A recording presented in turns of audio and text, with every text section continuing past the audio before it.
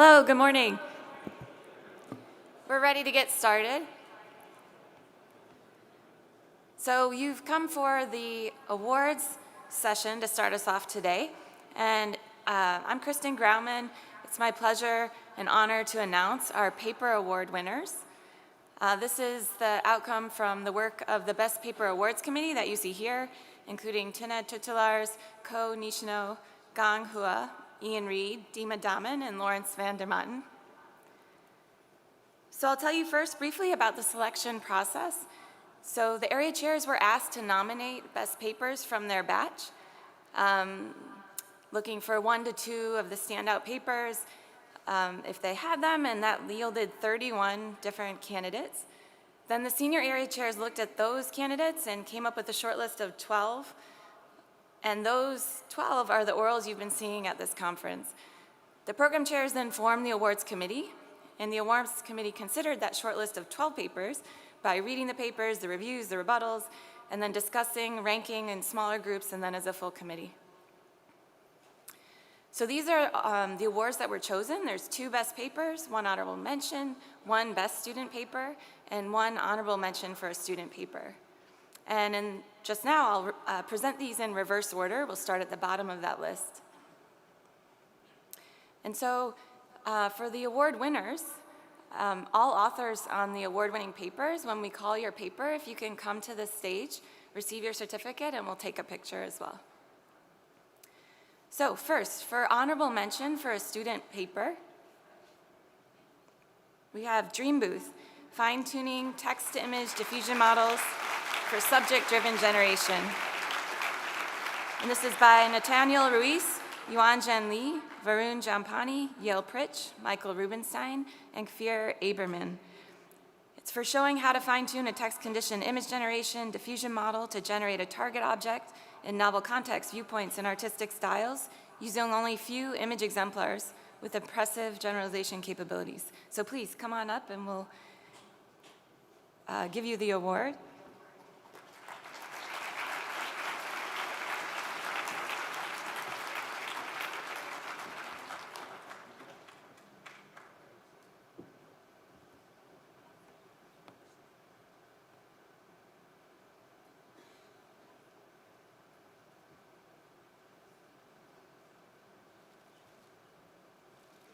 Everyone get a little closer again. Move it over.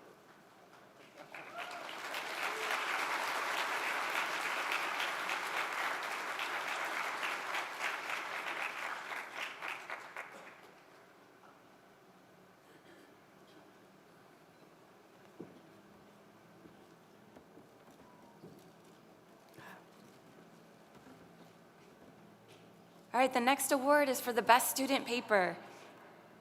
3D registration with maximal cliques, Jiyu Zhang, Jiaqi Yang, Shikun Zhang, and Yaning Zhang. An approach for the fundamental problem of point cloud registration that leverages maximal cliques within a compatibility graph from noisy point correspondences. Congratulations.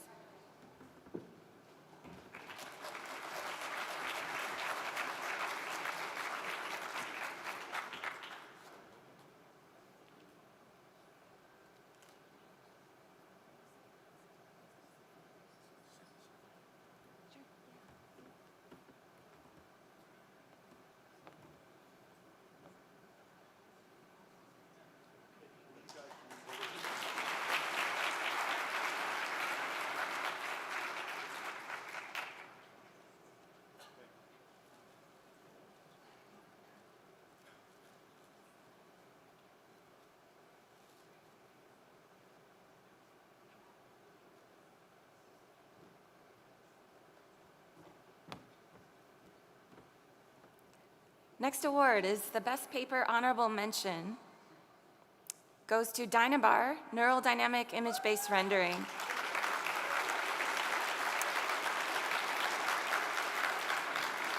By Zhenqi Li, Qian Wang, Forrester Cole, Richard Tucker, and Noah Snavely.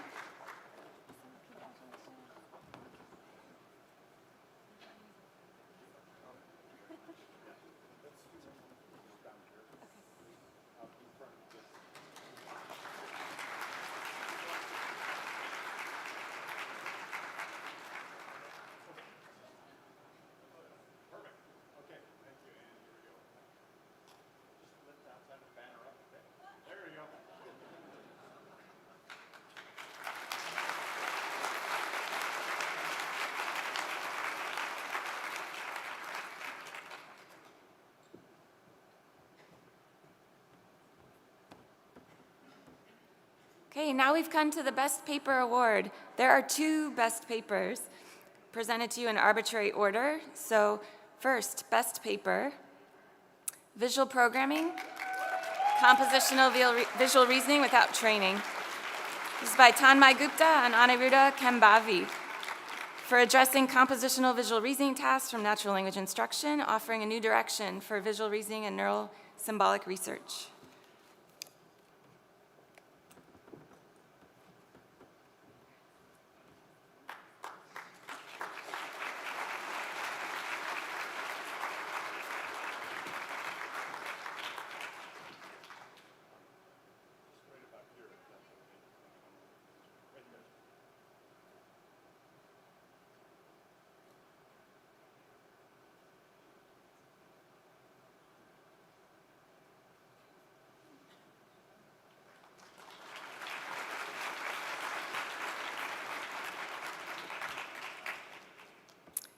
And the other Best Paper, Planning-Oriented Autonomous Driving, from Yihan Hu, Jiaxi Yang, Li Qi, Kei Li, Chonghao Sima, Xixiao Zhu, Siqi Chai, Senyao Du, Tianwei Lin, Wenhai Wang, Leiwei Lu, Xiaosong Jia, Qiang Liu, Jifeng Dai, Yu Qiao, and Hongyang Li, for an end-to-end autonomous driving pipeline that unifies modules in a multitask learning paradigm, allowing for information exchange and coordination of perception for planning.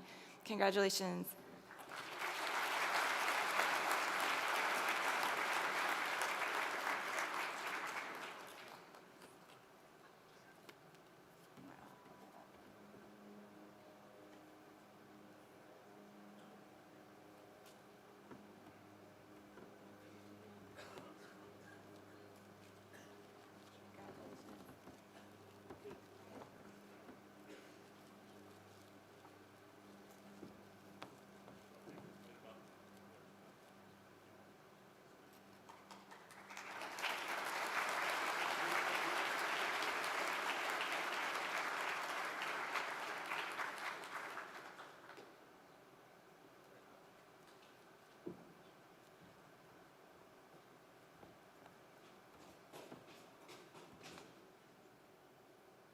Okay, that concludes the paper awards, and I'll hand off to Raman for the TC award.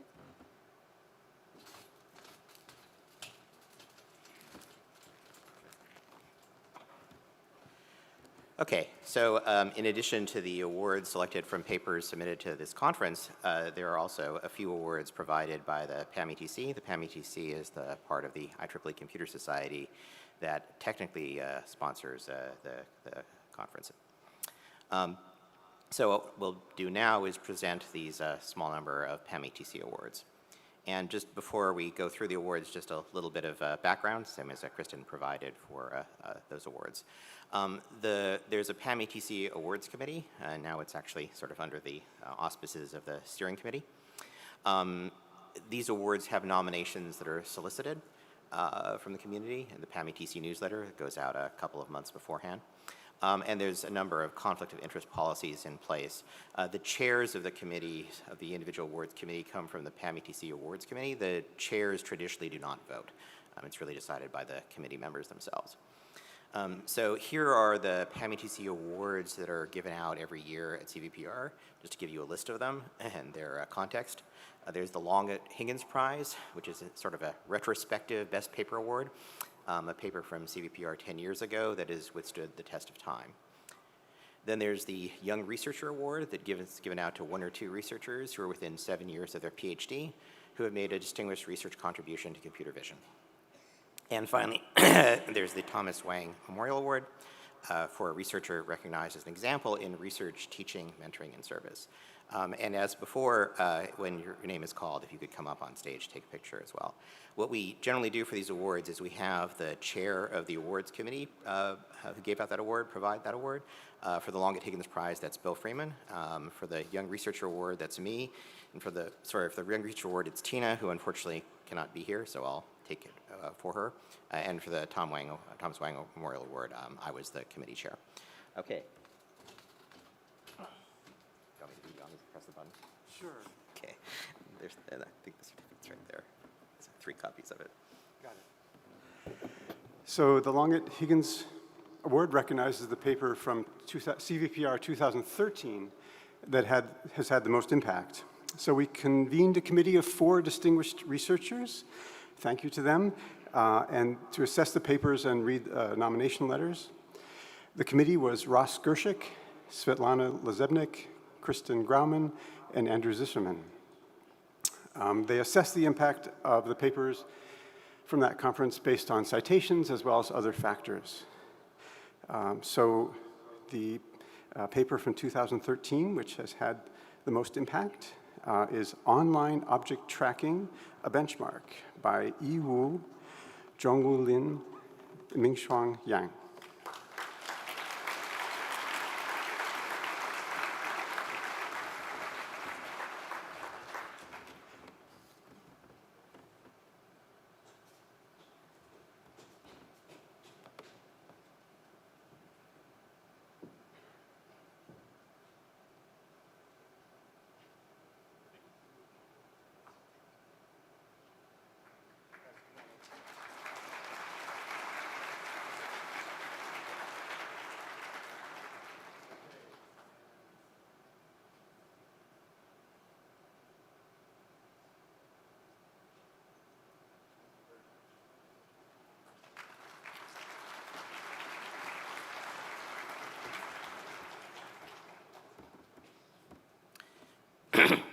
The next PAMI-TC award is the Young Researcher Award, which we started giving out, I believe, in 2013. That goes to 1 or 2 researchers within 7 years of their PhD. And this year we have 2 winners, and those winners are Christoph Feichtenhofer and Judy Hoffman. Please come up.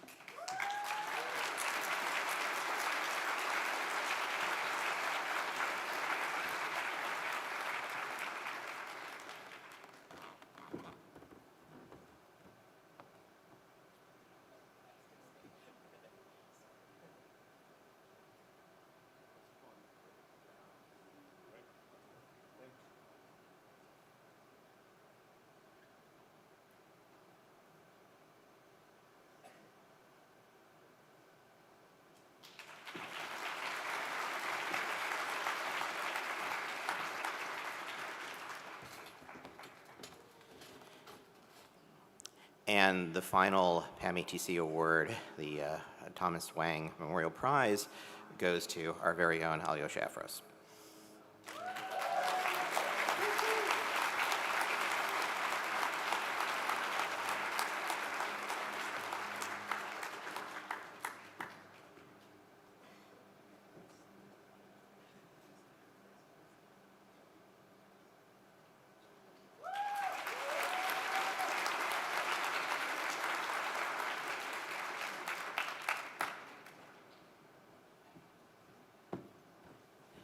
This concludes the PAMI-TC Awards list and also the awards session. Let's have a round of applause for all of the winners.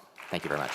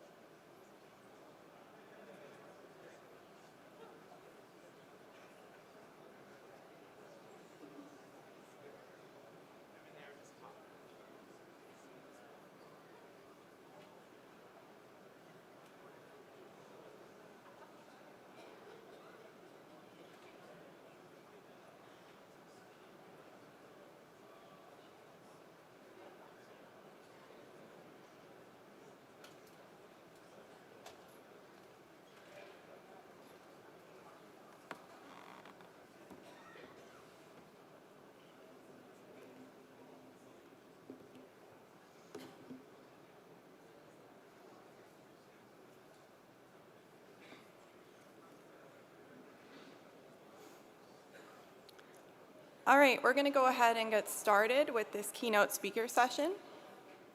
I want to begin by reminding everyone that we're taking questions through the Slido platform. You can find the QR code on either side of the screen. This is actually the same website that you're going to use for every panel session or keynote session, so if you want to go ahead and save this URL, it may save you some time. All right. It's my great pleasure and honor to introduce Yijin Choi. She's the Brett Hessel Endowed Professor in the Paul G. Allen School of Computer Science and Engineering at the University of Washington, and also a Senior Research Director at AI2. Her research interests are in the field of natural language processing, machine learning, AI, with broader interests in computer vision and digital humanities. Her breadth of work has been highly recognized across various communities in AI, with Best Paper Awards at multiple conferences, including NeurIPS, AAAI, NACL, and ICML. Further, her work has had long-term impact as recognized by both a Test of Time Award at ACL and the Longet-Higgins Prize at CVPR in 2021. She's a well-renowned scholar, having received numerous honors, including being an elected ACL Fellow, a Distinguished Research Fellow at the Institute for Ethics in AI at Oxford, and is a MacArthur Fellow. Fortunately for us, along with her research accomplishments, she's also well known for giving phenomenal talks. Last I checked, her TED Talk had over 1 million views. So I'm sure we're in for a real treat. Please join me in welcoming Yijin Choi to discuss an AI Odyssey, the dark matter of intelligence.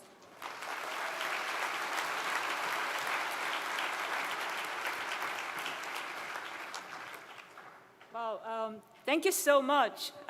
It's a really incredible honor to give this talk at CVPR. And thank you so much for the kind introduction. I feel no pressure at all. Okay, so we are living in a strange time, so I figured that the best flavor of this year's keynote should be a strange type. So we are going to take a journey, 2050, an AI Odyssey, and let's just start by imagining what CVPR 2050 might look like if there's going to be one. Because, maybe AGI happens before then, or X risk was for real after all. But let's assume for the time being that CVPR carries on. So perhaps due to climate change, we no longer travel, and the venue is metaverse. How do you feel about that? Or maybe we finally did move to Mars. So we have a CVPR for the first time in Mars. So what are we talking about in that conference? Would you be excited to hear few-shot prompting and instruction tuning at that point in time? Do you want to see nerve and diffusion and transformers because can't have enough of them? How do you feel about autonomous driving? Maybe we should have like autonomous cleaning and plumbing and babysitting instead.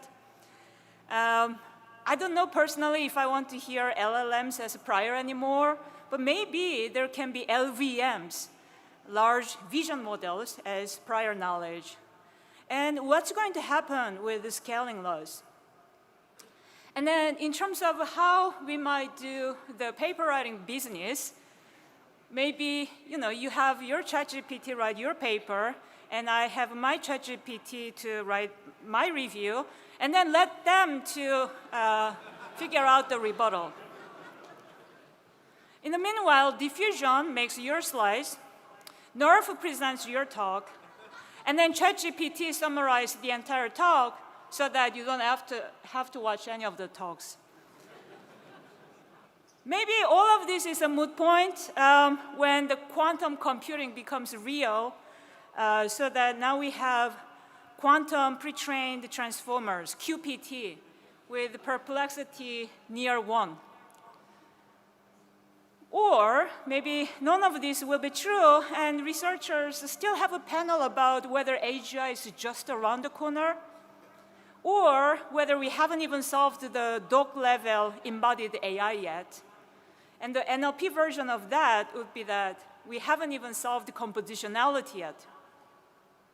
Okay, so having started with funny projection about what could be the future, in this talk, we're going to think about the possible impossibilities and the impossible possibilities, and finally, discuss some paradoxes that we encounter today. So I wanted to begin with rather hyperbolic scenarios because the current situation is very hyperbolic. And then finally, I'm going to share why am I even here and share a confession as an alien. Okay, so starting with the first segment, the possible impossibilities. So this is really going to be about impossibilities that seem so impossible, but maybe there's some possible impossibilities. So growing number of people feel like anything is possible, and really AGI might be really around the corner, and there may be nothing impossible with GPT-5 and onward. So let me tell you a bit of a story with the physics world. So long time ago, apparently this professor, Philip von Joly, said to the student Max Planck that in this field, physics, almost everything is already discovered, and all that remains is to fill a few unimportant holes. So don't major in physics, do something else, he said. And this student said, I don't wish to discover new things, only I want to understand the known fundamentals. And then he went ahead and created this entire new field of quantum physics. And then it turns out we didn't know very much about what we didn't know. So fast forward to 20th century, and then this century, we hear strange new concepts in physics world, like dark matter, or Schrödinger's cat that may be both alive and dead simultaneously. And it almost sounds like sci-fi nonsense, but this is a serious business in physics. How about wave-particle duality? Can you even wrap your head around that this actually is a thing? And then space-time continuum. Growing up, we tend to think that space and time is obviously two very separate concepts, and yet they're in the continuum space. So in this talk, I want to draw an analogy from that to really think about what are the seemingly impossible things that may be possible and vice versa, and then talk about a few paradoxes around common sense and generative AI. So starting with the first segment, the possible impossibilities. So the question I want to ask is, in the limit, can AGI really arrive without embodiment or RLH of fully aligned LLMs to factuality and humanity, as well as can transformers truly master compositionality? So, by the way, I wish I can answer all of these questions, but I actually cannot because they wanted to just throw some questions. But in this talk, I'm going to focus on the last one, which is going to be about mastering compositionality. So here's this paper, recently archived, Faith and Fate, Limits of Transformers on Compositionality. And somehow, I don't know whether it was faith or fate, but stars were aligned. And I realized as I make this slide that the first 5 authors were all women. And I don't know if there's any such paper out there in AI where, oh, thank you so much. Yeah, so this was meant to be, obviously. So the question we ask is something along this line. Does sparks of AGI, this GPT-4, solve such basic compositionality problems as multiplication? So why don't we ask this question? GPT-4 says some number back. Sounds plausible by the look of it, but it's actually incorrect. So then you might say, oh, you have to do step-by-step thing, okay? So do step-by-step thing, and it generates a step-by-step results with slightly different final numbers, so it looks kind of correct, right? But it's still incorrect. So it turns out if you ask more exhaustively for 3-digit by 3-digit multiplication, GPT-4 is good only about 60%. But you might think this is good enough.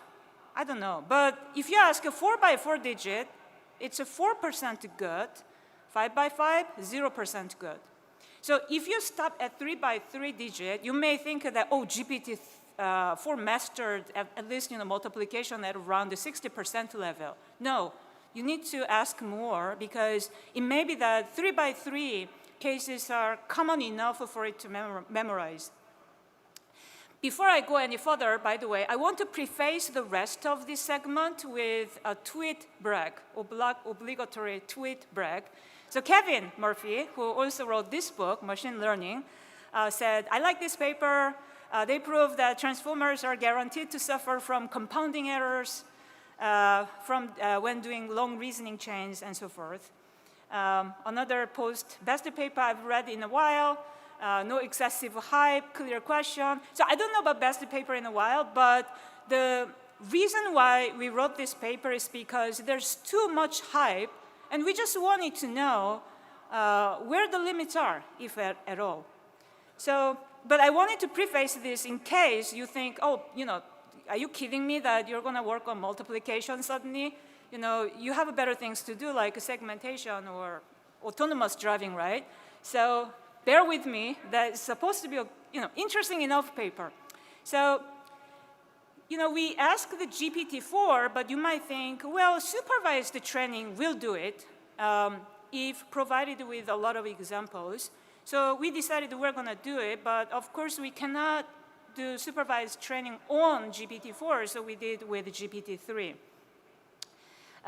So we did this, by the way, over 1.8 million examples of 3 by 3 digit multiplication, 4 by 2, 4 by 1, 3 by 2.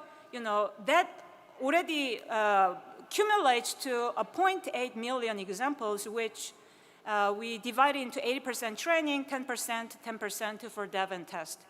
So the test scenarios are only the numbers that the GPT-3 didn't see during fine-tuning. Of course, it may have seen during pre-training done by OpenAI, but that's beyond our control. So it turns out GPT-3 is about 55% good. But some of you who are savvier about language model gory details might tell me that, well, that's because there's tokenization issue. So if you want to really check that, then we have to train from scratch because you cannot suddenly change tokenization in the middle, which means we could only do with GPT-2. So it's not the same scale, but still we can get some idea about how much of a delta increase can you actually get. And it turns out if we train from scratch only with number multiplication, then you get only 10% accuracy. So actually transformers without language pre-training is almost useless at this scale. So then you might tell me that, well, there's this thing called the chain of thought, have you heard? So you should have done this chain of thought or Scratchpad, which is a nicer version of it, at least for this task. So we did do that, and it turns out if you do that, then there's major performance improvement so that even with a few shots, you get 92% on 3 by 3 multiplication. So if you stop here, you might think that, oh my goodness, GPT-4 got 90% good, so the next one will solve everything. But it turns out if we try 4 by 4 digit or 5 by 5 digit, then the accuracy drops to 4% or 2%.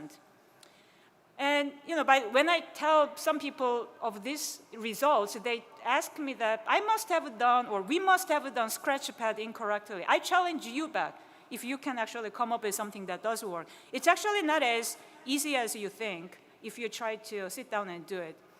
And if anything, we improved over the prior work that had a similar Scratchpad developed. So we do get better results based on ours. So we got this tweet message back that, wait a minute, didn't previous work say the transformers absolutely can learn true multi-step algorithms in context? So there's a paper pointed to us. So we were aware of this paper, but the thing is, when you see papers in the Twitter how often do you actually read the paper? So, if you just to get the message from the Twitter messages, then it looks like everything is solved. But if you open the empirical results, subtraction works about 65% good, multiplication 80% good. Would you be impressed if I tell you that I can do this well with the subtraction and multiplication? In fact, this multiplication number is a little bit inflated in that they also found that GPT-4 really cannot handle beyond the 3-digit. So for longer digit, they break down manually so that GPT-4 only needs to worry about less than 3-digit, and then they manually add it up, right? When you know the empirical details, it's actually funny. I'm glad that you found this funny. So fundamentally, the empirical results are identical almost, but the interpretation is very different. And in a way, I understand this purpose of this original paper in the sense that the Google paper, in the sense that they wanted to see whether from results that were so bad, can they improve the performance considerably? And for that, they were able to achieve this. But our purpose was to really investigate the limits, if at all. Because right now, the message that we hear is overly hyperbolic about the capabilities. So, but some people still may think, no, this will work. We just didn't try hard enough. So should have a fine-tuned with the Scratchpad. So we did a bit of a back-of-the-envelope computation of how much do we need to pay to OpenAI.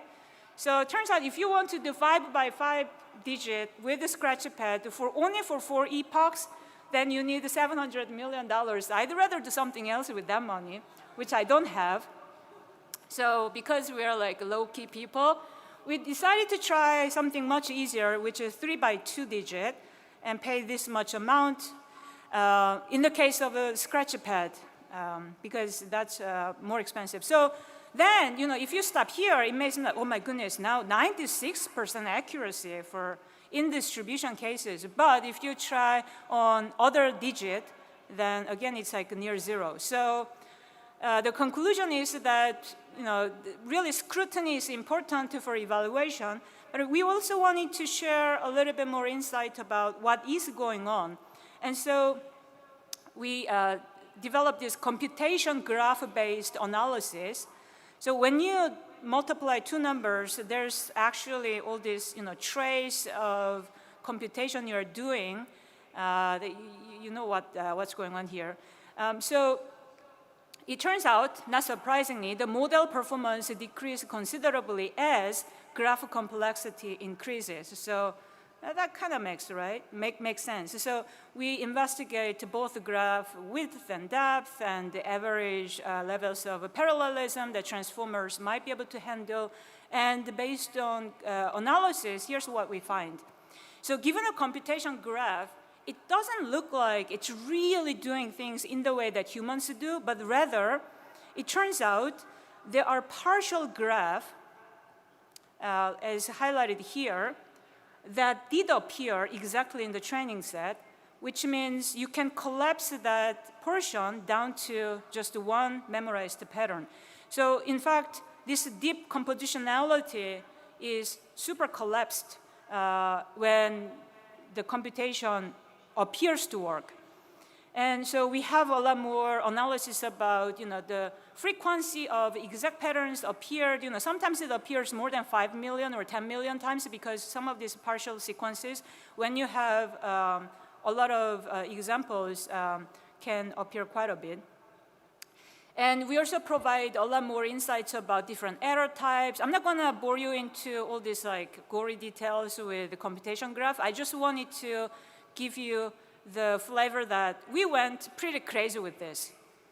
In fact, we also have this, some proof in the appendix, 4 pages, that I'm not going to do. But basically, the end of the story is that, well, it's not going to work when the depth or width of compositionality increases. So in fact, by the way, other prior work did say that deep neural networks seem to learn shortcuts. So that in itself is not a news, but by and large, the prior work was based on weaker language models, and then ChatGPT happened. And then GPT-4 happened. And then it's almost as if some people start believing that with extreme scale, maybe this problem went away. But no, the problem didn't magically go away. If anything, by having bigger scale, you might be able to memorize more and more partial patterns that you can then later compose, but at a lighter, shallower level.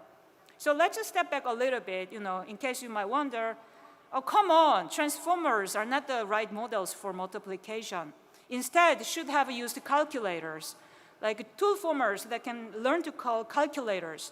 And that's exactly my point. You and I are on the same page on that. But if you agree on that, there's another related question, such as, are transformers even the right models for other aspects of compositionality in language and common sense? In fact, one of the best paper award winners today, the visual programming is another example in which, well, for certain symbolic computation, it makes sense to have some mechanisms beyond that goes slightly beyond the usual scope of transformers. Another question some might wonder is, well, multiplication, I don't care. Or maybe puzzles, algorithms that doesn't work very well, maybe these are on the edge case. And all the other compositionality that does matter might work really well with just transformers and RLHF at scale and Scratchpad and all these known method that's powerful. So the questions back to you then is, how do we know the full mastery when we might not be evaluating with the scrutiny for out-of-distribution cases?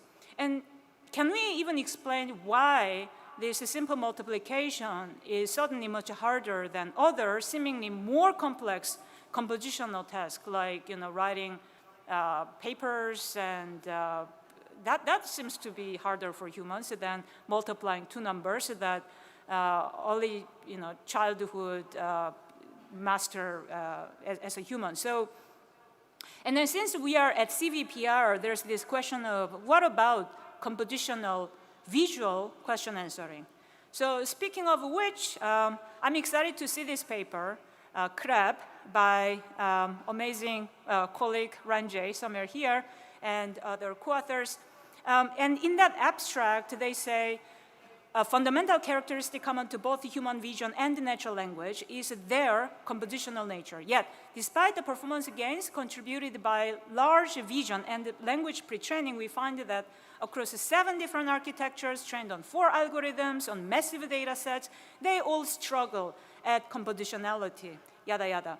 And I realized he has other papers of this nature, and I couldn't help noticing that the first authors are all women, and in fact, they were pre-doctoral at the time of these publications. So I don't know how Ranjay did it, but kudos to you.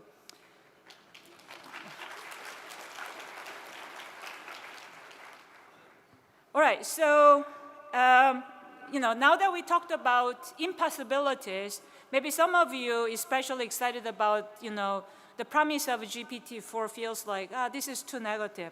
So let's talk about possibilities. What appears to be impossible that may be possible.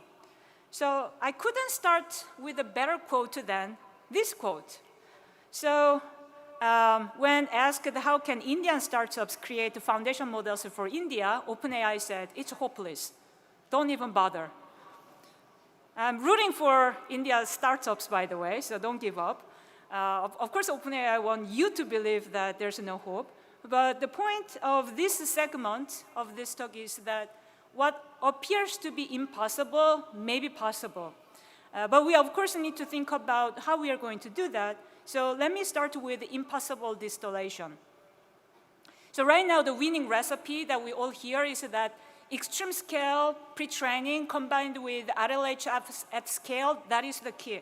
In fact, either one alone doesn't work. It almost looks like you have to have extreme scale pre-training done, and then the human feedback at scale, some sort of human annotation at scale is also really important. So this is the message that we hear. And in that context, here's the mission that looks impossible. So can we start with the GPT-2 which nobody talks about because it's just not a very good model, and somehow do something. And then suddenly you have a high-quality model that competes with GPT-3 and then wins over GPT-3. So is that even possible? According to a recent Berkeley paper, it's impossible. It looks hopeless. They said there's this false promise of imitating proprietary large language models, in which they basically says that, if you try to do imitation learning off from larger models, the smaller models actually are not as good. And if you just look at the title, it may seem that way, but per usual, if you actually scrutinize the content, it's true for certain cases. It's not true for other many cases. So don't despair just yet. Small models are not out of the leagues, and academia is not out of the league in this competition. We just need to be extra creative.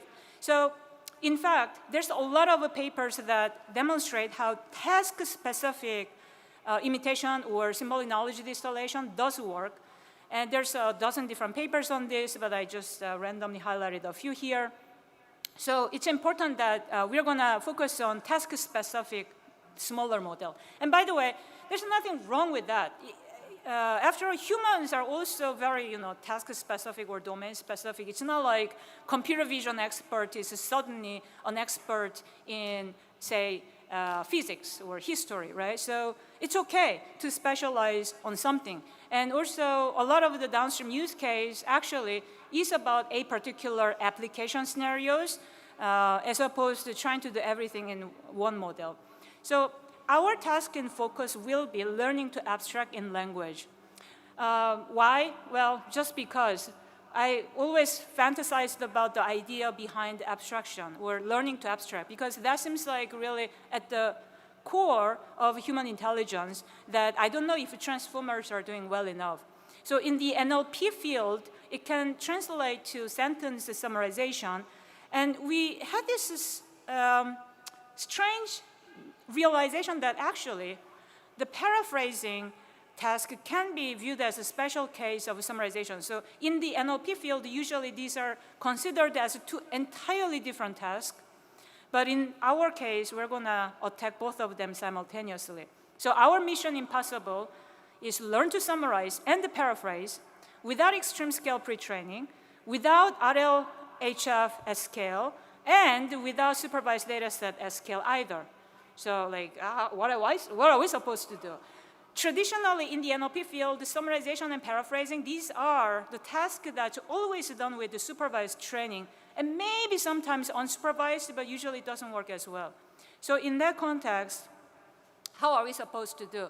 So AI is as good as the data it was trained on. That's the key idea. And so we have to come up with a better idea behind how we are going to find that data without paying humans to write the data for us. Well, obviously, we ask AI to do that. So we build on our prior work called the symbolic knowledge distillation that I'm not going to go into the detail, except let me just tell you one-page summary of what it does. So in that prior work, we start with GPT-3 as the teacher model, and then we have this overgeneration followed by filtering mechanism, where the filter has AI critic inside, so it's almost like reward network and the reinforcement learning. And then we can distill a smaller model that specializes on a particular capability. In this case, causal common sense capabilities of some sort. And then we were able to find this data set, Atomic 10X we named, that was machine-authored knowledge graph that was better for the first time, better than human-authored KB in all criteria, scale, accuracy, diversity, and cost. So this made me realize that there's a lot more to it, but I really didn't like the idea that we had to start with GPT-3. Can we just cut this reliance so that we start with GPT-2? Now, that really looks hard because GPT-2, if you try to summarize using it off the shelf, it's really so bad. So the real juice comes from the filter, by the way. You have to design filters so that it can find some good summary. And it turns out a good summary should be entailed from the original text, meaning it shouldn't introduce hallucination or false or contradicting information. It should only entail from the original text. And there's a well-known task formulation in NLP field called NLI. It's a natural language inference. So we used off-the-shelf NLI model to detect whether something is entailment or not. Of course, it's not perfect detection, but it's good enough to use. And it turns out, when you use GPT-2 off-the-shelf, the success ratio is near 0%. So it's, you have to filter 100% out, there's nothing left. So we do introduce more details about how we do controlled decoding time inferences in order to raise 0% success rate to 2 or 3% success rate. So it's an overgeneration. If we generate 100 sentence candidates, then we are left with 2 or 3 in the end. So it's a really aggressive filtering. But we can do that. And then for paraphrasing, the filtering is basically bidirectional entailment. So if a sentence is a paraphrase, it should entail each other. So, and then there's other filters that we have.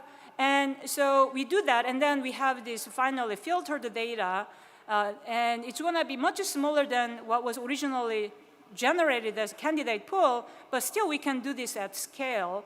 And in fact, we don't have to stop in one iteration. We can take multiple iterations so that the next generation students become professors and generate new students and so forth, like a human world.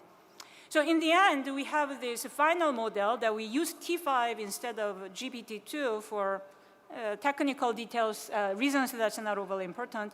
But the point is that it's actually a pretty small model, only 770 million parameter model, and it works quite well. You'll be surprised. So here's an example.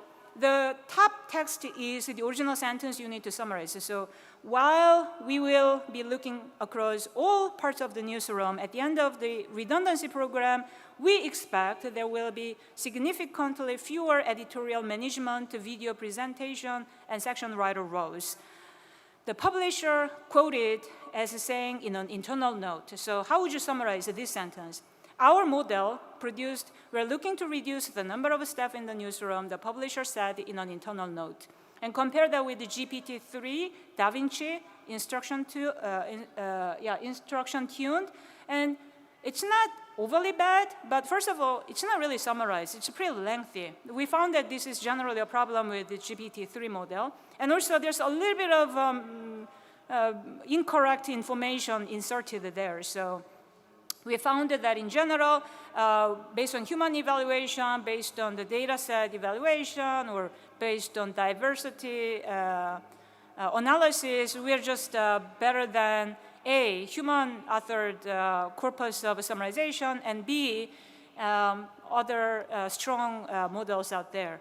So the point of this work is not really about summarization. The point of this work was that there may be what appears to be impossible, actually possible, if we find the right kind of engineering combinations. So here's another example, Plasma, making small language models better procedural knowledge models compared to off-the-shelf large language models. So here what we do is we actually distill this from GPT-3, but from Curie size, not DaVinci size, because we ran out of money to pay to OpenAI. So we have this goal, and by the way, this will have virtual home experiments later. So planning, is relevant for computer vision and robotics community. So we wanted to see whether we can learn planning script knowledge. So given a goal, buy a new video game, you may have a plan. It says, get into the car, drive to the game store. But what if you have a new condition that, what if your game store is too far away? Then just order from online, right? So given a new situation, additional context, sometimes you want to revise your original plan. So we designed our knowledge distillation in a structured way so that there are goals that we generate and store through language models, and there are plans that we generate and store. And then we also generate different conditions that might alter your plans and then store them as well. And then we also see whether we can generate counterfactual plans and then store them as well. So when you have this sort of a structured databases of a plan, then you can formulate at least 3 different tasks out of this. So given goal, for example, you might want to write a plan, or given goal and condition, you might want to write a plan, or given goal, plan, and condition, you want to revise the plan. So we do multitasking training over these different task formulations to build Plasma. And it's able to handle different types of use cases. And in addition to that, we found that when you sample out of language models, sometimes there's a bit of a regret. So it's good to do a little bit more structured decoding. So we propose this verifier-guided inference time decoding algorithm that is simple enough but can boost the performance without having to scale up your base model size. So at the end of the day, here's what the quality of a plan looks like based on human evaluation on the plan. So there's a Plasma, and then there's a Plasma multitasking, and then Plasma with a verifier-guided inference and everything all together. The higher is better. The larger model does it better, but in general, without scaling things up, you can also get extra boost by doing other stuff. And by the way, the teacher model, the GPT-3 Curie, does worse than Plasma, which is smaller than Curie. But the Plasma doesn't necessarily outperform Code GPT, which GPT 3.5, which is not the teacher model. It's a more powerful model. And then, of course, OpenAI keeps increasing their quality. So the most recent GPT 3.5 is actually really good, at least for intrinsic evaluation. Okay, I promised that I'm going to show you virtual home environment application scenario. So we did this especially because we saw this paper at ICML last year that says large language models are powerful prior knowledge for planning. So when we apply Plasma in that context, so their GPT-3, by the way, was outdated because they wrote the paper last year. So the GPT-3 results might be better now, but we didn't redo their own implementation. So with that in mind, Plasma does do better, even though it's actually a much smaller model. So the model is available, so you're welcome to try. Nice thing about, some people tell me that, well, I like calling GPT-3. It's convenient. Well, but some people might actually want to own the model and then be able to hold it in your computer. So still there's value in developing smaller model that actually fits to your computer. So here's some examples. So let's just see, empty lint filter, that's the goal. And if the lint trap is too hot to touch, then what do you do? So then our model says, well, use a heat-resistant glove or mitt. Another example, you want to get exercise, but the fitness activities present a potential risk or injury, then the counterfactual plan includes other measures of caution before and after. So we found that generally it's looking quite promising, and I do believe that we didn't exhaust the possibilities. I think we can do so much more. So the remainder of this talk will be more like a storytelling, but I wanted to discuss the paradoxes because right now the field does look like just paradox itself. So we hear GPT for pass the bar exam, and then we hear there's a major existential risk, and then at the same time AI is not as smart as a dog. So it's like everything, everywhere, all at once. Literally. So I'm going to talk about 3 paradoxes. Common sense paradox. So before I say any further, first let me make an analogy to dark matter.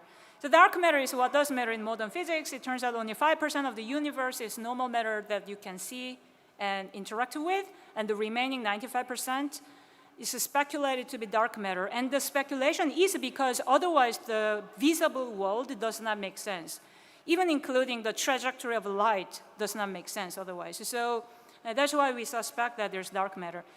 So for language, dark matter, the normal matter is the visible text. For vision, normal matter is the visual, images, pixels. And then the dark matter is the unspoken rules about how the world works, which inevitably influences the way people use and interpret language or the way you interpret images.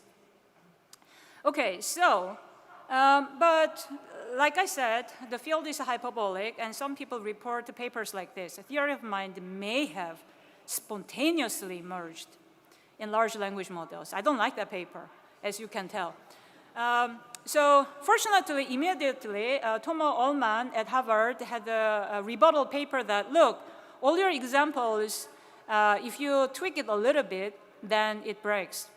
So there's more such papers out there, including our own, about the limit. But, when you just hear this on Twitter without example, you might not really realize what this is about. So here's an example. As of last year, GPT-3. So classical theory of mind has two people interacting with two locations and one object. So Alice and Bob saw apples on the table in the kitchen.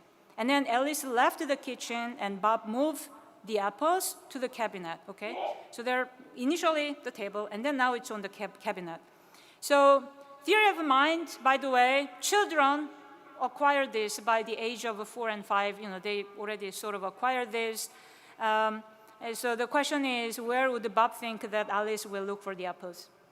So GPT-3 said, in the cabinet, which is the wrong answer. So it looked quite bad back then, but people complain about it, and GPT-4 fixes it. So that's just so last year. This year, it works, right? So if you stop it here, by the way, oftentimes people stop with one example. That's the really major problem right now, that people draw a conclusion based on few examples. I was curious, what happens if I flip the order? Bob moved the apples to the cabinet, and then Alice left the kitchen. Aha! GPT-4 knew that. Usually the twist that people use is to pick the first location. So, now you should, and I tried different ways. And by the way, if you really try to articulate a lot more details about, Alice, while Alice wasn't looking, etc., then GPT-4 kind of senses that those information matters, so then it might actually answer your question correctly. But importantly, we need to do this more exhaustively. So we have this new paper, Minding Language Models, Lack of Theory of Mind, and propose a plug-and-play multi-character belief tracker, which is maybe a little bit reminiscent of the visual programming in the sense that we do a little bit more symbolic reasoning there. And this is joint work with Alain, somewhere here, and many other wonderful co-authors. And so there's this typical theory of mind, Tom's story, where one room, two people, two container, one object. But is this really the entirety of theory of mind? So, maybe we should try two theory of mind stories concatenated across two rooms, or three people, three containers. We created this variance, but you can immediately see that even if you solved all of this, you're not going to, convince yourself that proves anything has been solved, right? So at the time of this paper writing, GPT-4 was not out yet. So we didn't design this for GPT-4 or anything. Anyhow, GPT-3 or ChatGPT, they were not very good at this. GPT-4 is considerably better, but again, it's not the case that things are all solved. And in fact, here's the thing. For any of these examples, you do not need to do RLHF yourself with human annotation at scale. You just know the correct answer. So that really does make me wonder, isn't this a little bit analogous to the multiplication situation in that why do we even need to teach with exhaustive examples to fix errors? On a related note, I gave this a TED talk in which I shared some failure cases of GPT-4. Here's one example. I left 5 clothes to dry out in the sun. It took them 5 hours to dry completely. How long would it take to dry 30 clothes, I asked. 30 hours. So, very funny, and some people take it personally and write me back that I didn't ask nicely enough, GPT-4 actually knew the correct answer, yada yada. And so, a lot of people say that it's fixed, so these complaints are moot point.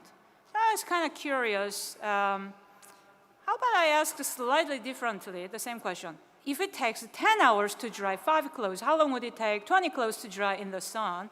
And then it goes back to this nonsense. So, by the way, if you ask exactly the same question that I did with the different numbers, GPT-4 knows that this is the thing to be careful about. It's just that when you reword it, it's not good. So it kind of looks like a whack-a-mole game, doesn't it?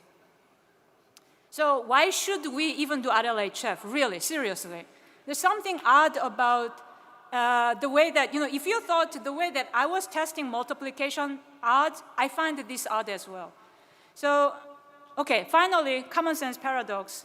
I'm going to dare to say that the following 4 statements are all true. Common sense is trivial for humans, harder for machines, but also among humans, common sense is not so common, which may be why we have a very divisive interpretation of what GPT-4 can and cannot do. LLMs do acquire a vast amount of common sense knowledge, yet in some ways, AI is worse than a dog. I agree with that too. So these are all true. So Moravec's paradox. In part due to Rodney Brook, who gave the keynote yesterday. So contrary to traditional assumptions, higher level reasoning requires little computation, but sensory motor and perception skills might require a lot harder learning. So in some sense, it's comparatively easy to make computers exhibit adult-level performance on intelligence tasks, maybe even like passing the bar exams, but surprisingly difficult or even impossible to give them the skills of a 1-year-old or a dog in some other ways.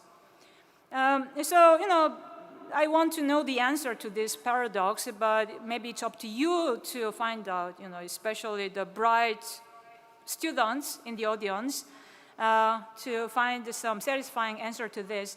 But in part, it seems that computer vision field is in general less impacted by LLMs. In part because I think somehow data is not as good when you just download it. So in part, the success of segment anything seems to me that, to me at least, that couldn't be possible without their really clever way of creating 1 billion mask data set innovation. And then there's even this sort of a paper, Datacomp, in search of the next generation multimodal data sets. And if you go to NLP field, nobody's writing in search of the next generation NLP data sets. So there's something about the computer vision learning objective as well as the pre-training data that makes the task extra hard, especially when you try to adapt what worked well for LLMs to vision, it seems. But anyhow, I'm going to highlight the multimodal C4 as well as Lion 5B as one attempt toward that, but still a long way to go. Finally, generative AI paradox. So this is what I made up. But I wonder, this is another case of easy is hard and hard is easy in the sense that looks like for current AI, generation is easier than understanding. Because when you use DALL-E 2 or Mid-Journey and share amazing results, you did the selection work after prompting on and on and on, right? So you're doing the understanding work that is harder in a way. And for humans, it seems a little bit the other way in that I can pick which mid-journey output that I think will impress other people, but I cannot possibly generate even one of them by hand. So it's an interesting situation. But even for common sense, by the way, I keep hearing people telling me that common sense has been almost solved by GPT-4. So I don't know for sure. We have this new paper, general purpose plausibility estimation. I'm not going to go into the detail, but we found that when we test in a discriminative setting across many different types of benchmarks and models, The best baseline, oddly enough, was Flan T5, not ChatGPT or GPT-4 off the shelf. So these are all off the shelf. And we found that it's not the case that GPT-4 just dominates off the shelf. And our model, of course, does better than any of the above. So epilogue, finally. So I wanted to say a few words about the fact that I was not supposed to be here today. If you knew me 10 years ago, there was no way you could have predicted that I would give a talk. That's like a case of impossible possibilities. It just looks impossible. So I consider myself as a case of a late bloomer. Talent is made but not born.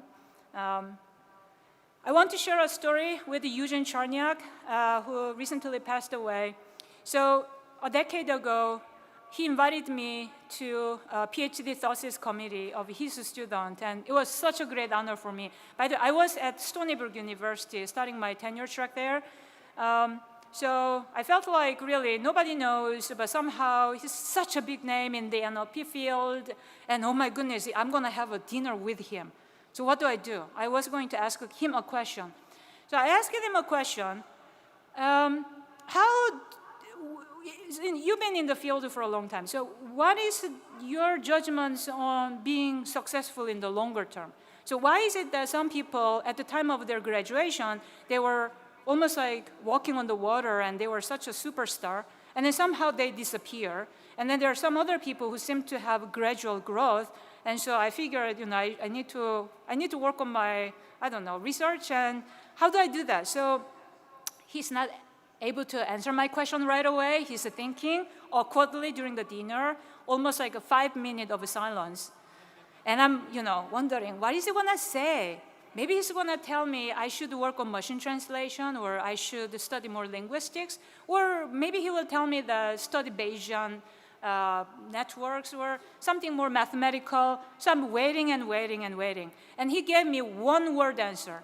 After such a long silence, one word. Can you even guess what that was? He said, courage. I didn't see that coming.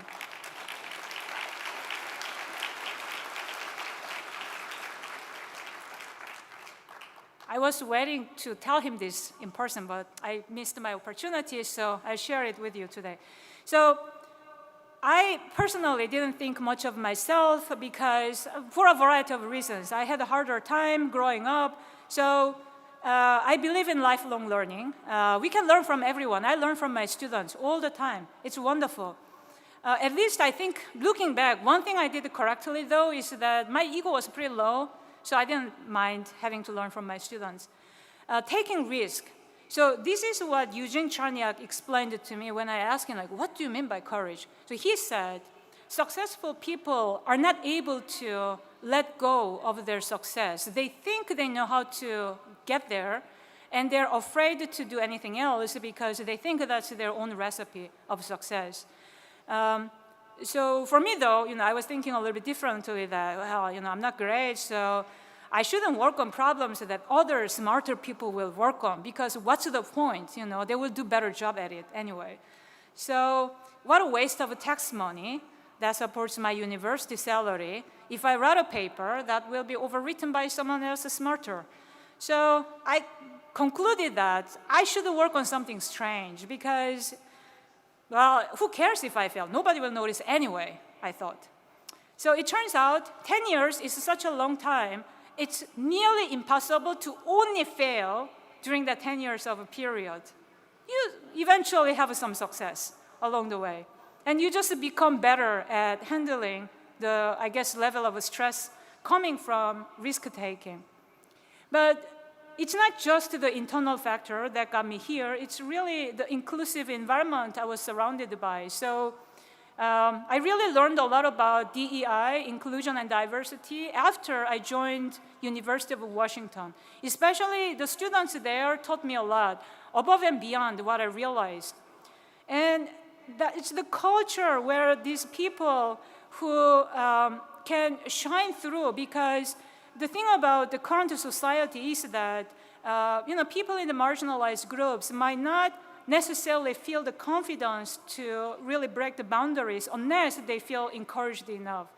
And so it's really wonderful to work with diverse people because they promote more divergent and innovative thinking. And so let's work on that together. Thank you.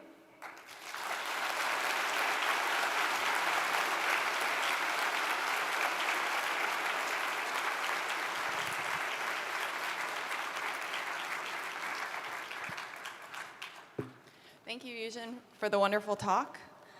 We're going to now take some questions from the Slido platform. We have time for a few questions. The first one, and you may have predicted this earlier in your talk, was we of course have calculators and other means to solve simple math arithmetic. So in your opinion, what's the value in studying this with large language models? The value was to show that not everything is possible, and then to draw an analogy that there may be other types of computationality problems in which we might need to think about better approaches than just using large models and seek-to-seek and magical rise. Great. So springboarding off of that, how is it possible that GPT can achieve such powerful language capabilities but still make such silly mistakes? So that's a part of the major research question that I'm actually working on currently, but it's a major puzzle that we do need to address. I don't yet have a really great answer to that, other than I might say that it might be that language actually has a lot more the subgraph style patterns than we assumed. Great. And the last question I want to ask is, this is obviously a computer vision conference, and your talk focused heavily on language models. So can you comment a bit on the connection between the language and vision community, and perhaps something that the vision community can learn from everything you've been going through with LLMs? Oh, yeah, that's an interesting question. So I'm not sure what to say exactly about, how you guys, vision people, learn from language. I don't know. But I like going both places sometimes because these two communities are quite different. I learned a lot by coming to CVPR from time to time. The vibe is very different. NLP people, in a way, I don't know if I want to say too much unprepared, but let's just say they care about language more than you might imagine. It's a good thing, I think. The evaluation with the scrutiny is a good thing. Sorry, I don't have a better answer to that.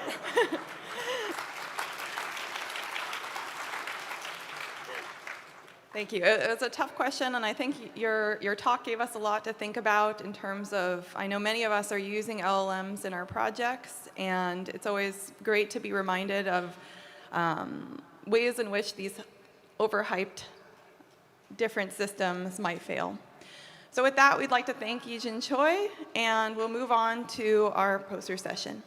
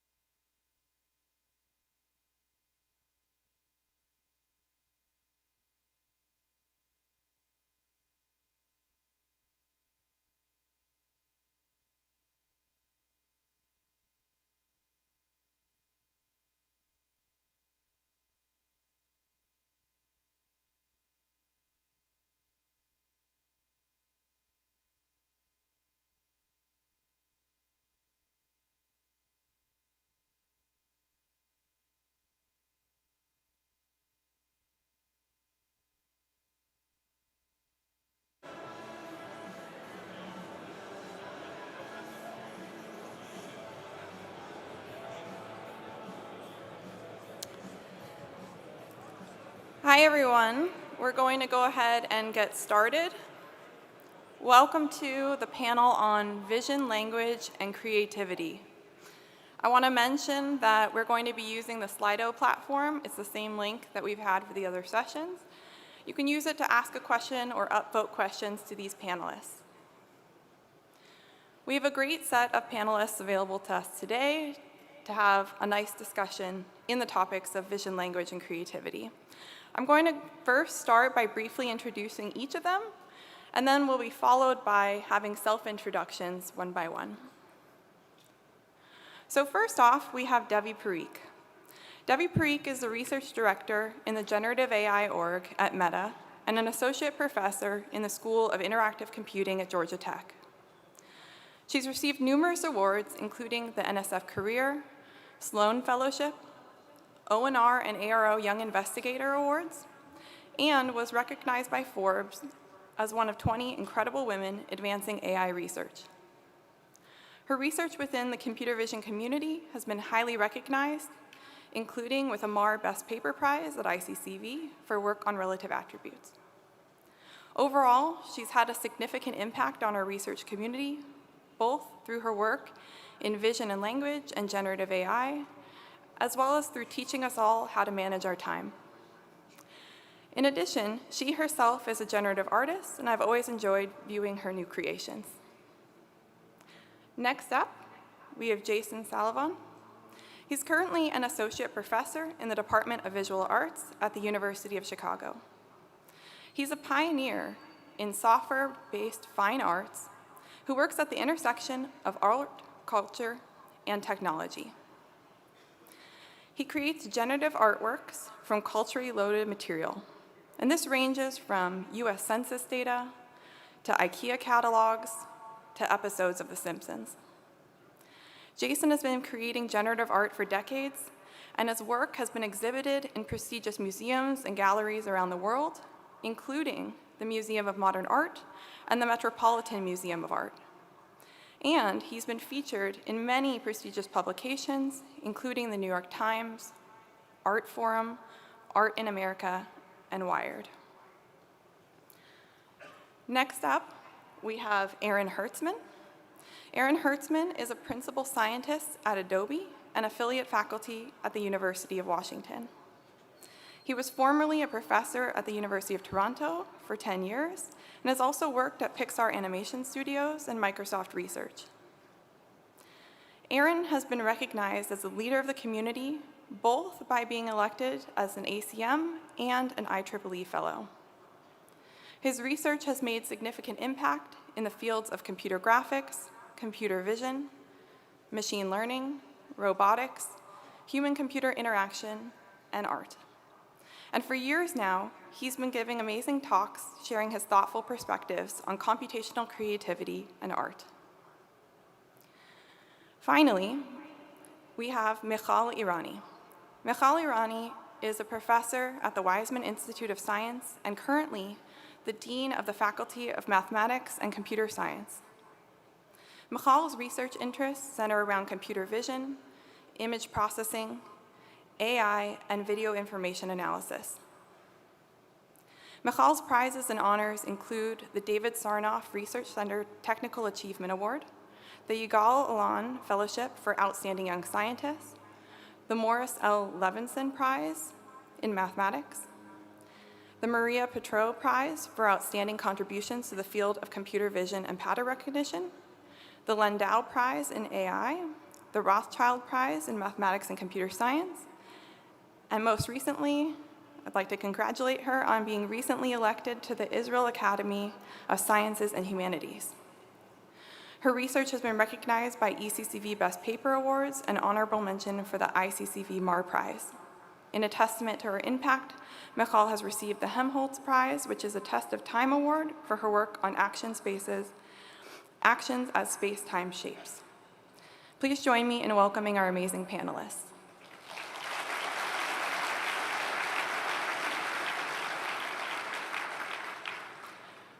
So we're going to begin this session by having each of the panelists briefly introduce their background or current work, and a personal experience or project that shaped their views at the intersection of vision, language, and creativity.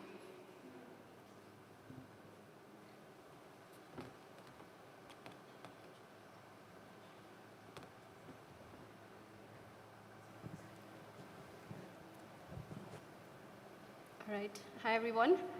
So I just thought I'd walk you through my background. So my background is in computer vision. So CVPR is home to me.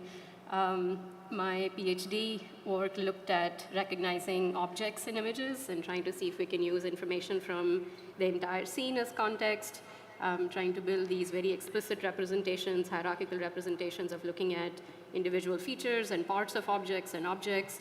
And this was a time when features meant SIFT features and bag of words and no transformers, no convolutional neural networks, no deep learning, or anything of that sort. And from there, I then started getting interested in using attributes of objects and scenes as ways for humans and machines to communicate. So things like a user can describe in more detail what is it that they're looking for, or can teach machines in a zero-shot way without examples, just by describing the concepts that you want to train classifiers for. Or machines can communicate with humans in terms of describing their failure modes or why they're making the decisions that they're making, looking at sort of active and interactive loops for humans and machines to be working through trying to train these models. And then I think from sort of attributes, there was a little bit of a sort of a slippery slope into looking at more richer ways of communication, and that led me to vision and language, where we first started looking at these very sort of cartoon scenes, analyzing individual features of poses and gaze and interactions to get a sense for what are the features that correlate with how we describe images. Looking at visual question answering, so trying to answer natural language questions about images, looking at explainability, trying to see why the machine is answering the question the way it is, and looking at not just one-shot question answering, but having a dialogue or conversation about visual content. And this was in 2017, so this was sort of 6 years ago, before all of the excitement around ChatGPT and GPT-4 and so on. And from there, we started looking at what we perhaps now would refer to as multimodal foundation models. That term wasn't around at the time, but looking at training these visual linguistic representations in a more generic way rather than looking at individual tasks, and then trying to use them, fine-tune them for any vision and language task that you might care about. Trying to build systems that are not just for captioning, just for question answering, but can do many of the different tasks that we were looking at in vision and language at the time. And then from there, sort of vision and language had started feeling like it was too crowded. I mean, now it's even more crowded, but my attention drifted a little bit towards trying to look at even richer interactions between humans and machines, and looking at, can we use AI models to enhance human creativity? And so for a while, I was kind of dabbling in a few random projects with some collaborators, some students, looking at sort of typography, looking at sketching interfaces where humans and machines can collaborate, looking at animating characters in a way that's in sync with music, or generating music that's in sync with somebody dancing in a video. And then from there, around 2021, things got a little bit more serious, where I wasn't just sort of dabbling in this space, but we had these works on image generation, video generation, more recently 3D video generation, or animated 3D content, if you will, where all from text input, we can generate these reasonable quality media artifacts in different modalities, including audio. And it doesn't look like the audio is working. I don't know if someone can turn that on. But what you're seeing at the top is a description of the sound that we want to produce. There it is. And you can automatically generate the audio that is associated with that. And we also put out this sort of playground of these, in a closed world of characters interacting with each other, where there is pixel accurate segmentation for every single frame. There is text descriptions, there is video, there is audio. And so for anyone who's interested in experimenting in these areas, and you don't want to be using lots and lots of data, lots and lots of compute, this could be a playground that you can leverage and build on top of. So the last thing that I'll end with is I also dabble in a variety of things outside of work. One of those is generative art. A lot of it does not use AI. Some of it does use AI. and some of it uses what we might call machine learning. This is an example of a project that's using probabilistic graphical models. I don't know how many of you in the audience know what those are, looking at shape motifs and colors and sort of using that as a generative process to sample imagery like the one that you see here. So no giant neural networks or anything like that. The point, so Arag Nation, the name is actually an anagram of no GAN AI art. And the point that we were trying to make was that you can have AI art that doesn't use giant neural networks. So with that, I will hand it over to Jason. Thank you.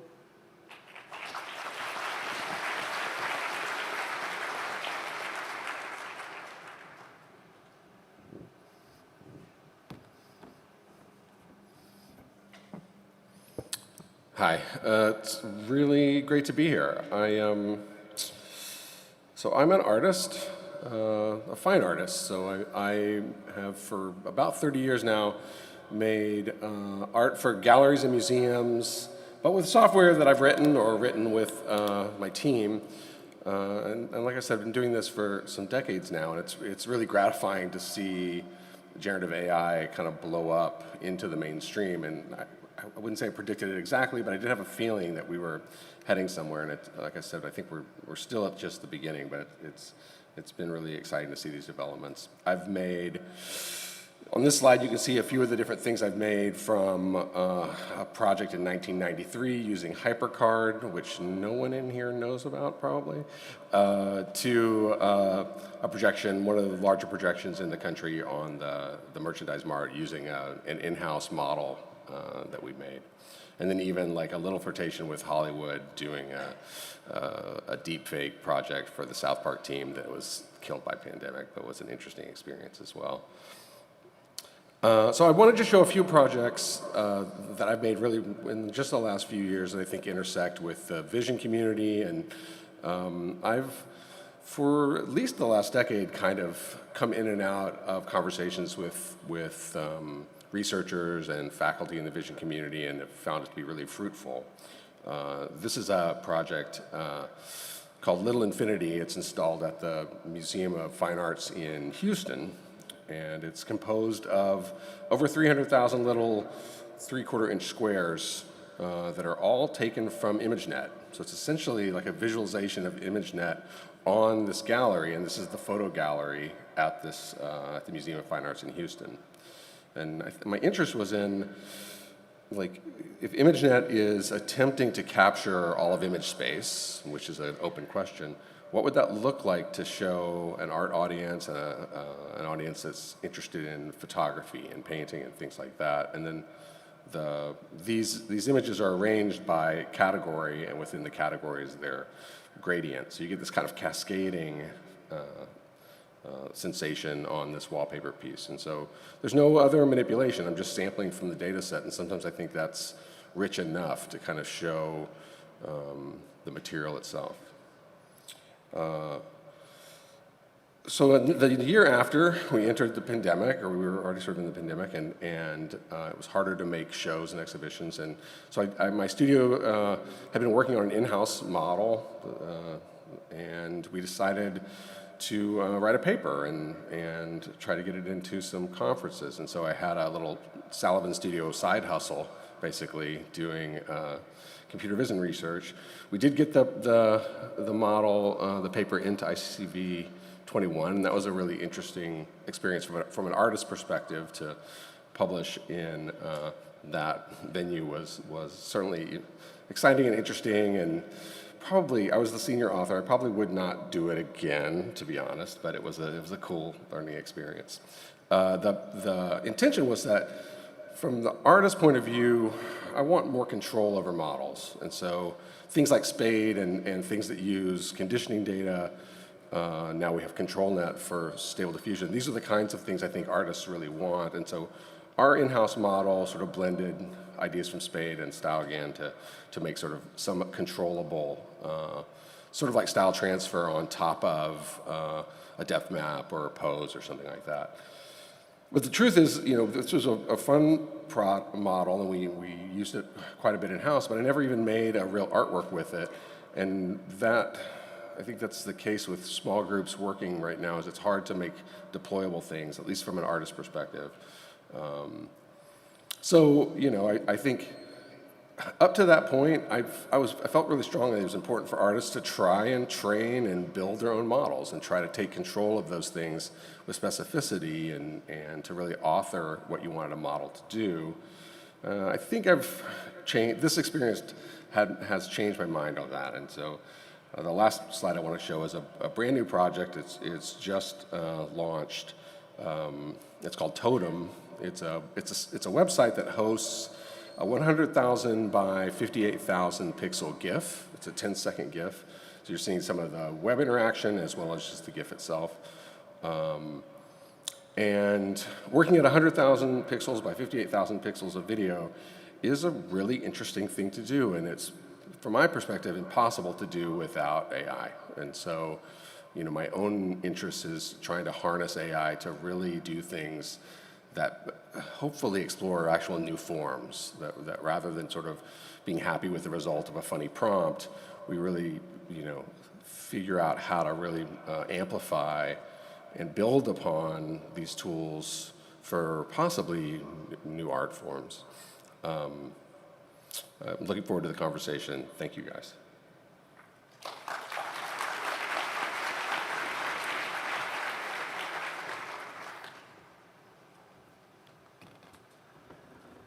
Great. Well, it's a real honor to be here. My degrees are in computer science and in art, and I still spend a lot of time drawing and painting just for fun. It's kind of a hobby. But my experience in drawing and painting has really informed a large part of my research career. So my first project as a PhD student was a system I wrote that takes a photograph and generates a painting, following a set of rules that I coded. And we showed this in an installation form in a few art festivals in New York, that you walk up to it and it makes paintings of you. And after a few years of this, I felt it was pretty hard to write code, write rules to make art, make paintings. And so I came up with the idea of using machine learning to generate images by example that essentially do style transfer, along with some concurrent work at the time by Freeman and Efros. And a lot of my career has been stuff like this, tools for people to express themselves creatively, whether artists or casual users, and code that models or simulates aspects of human or artistic creative practice, such as we proposed around the same time also the idea of learning human motion styles for different styles of motion and different sequences of moves from training data, which was, at the time in computer graphics, everyone knew that machine learning doesn't work. Within the past few years, there's been a lot of both excitement and energy and also fear and concern around AI, or quote, artificial intelligence making art. And so I've been writing more about bringing the historical perspective that people have been making art with computers and writing code that makes art for more than 50 years.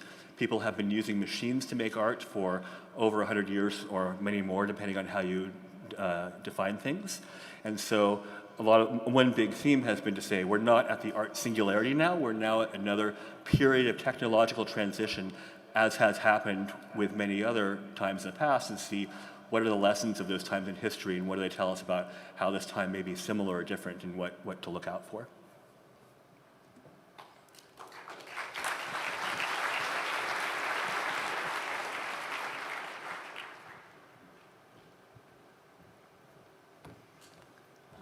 So hi, everyone. I actually decided to use my 5 minutes not to talk about myself, but to pitch what I believe about this field. So we all, frequently people ask whether machine vision language models are creative and intelligent, and more so with the recent emergence of ChatGPT. And I'd like to take you to look at this from a slightly different angle, at the range between memorization and generalization. Well, we all know that machines memorize much better than humans, whereas humans generalize much better than machines. In fact, humans can generalize from very few examples. You show a toddler 3 pictures of a cow, it recognizes it.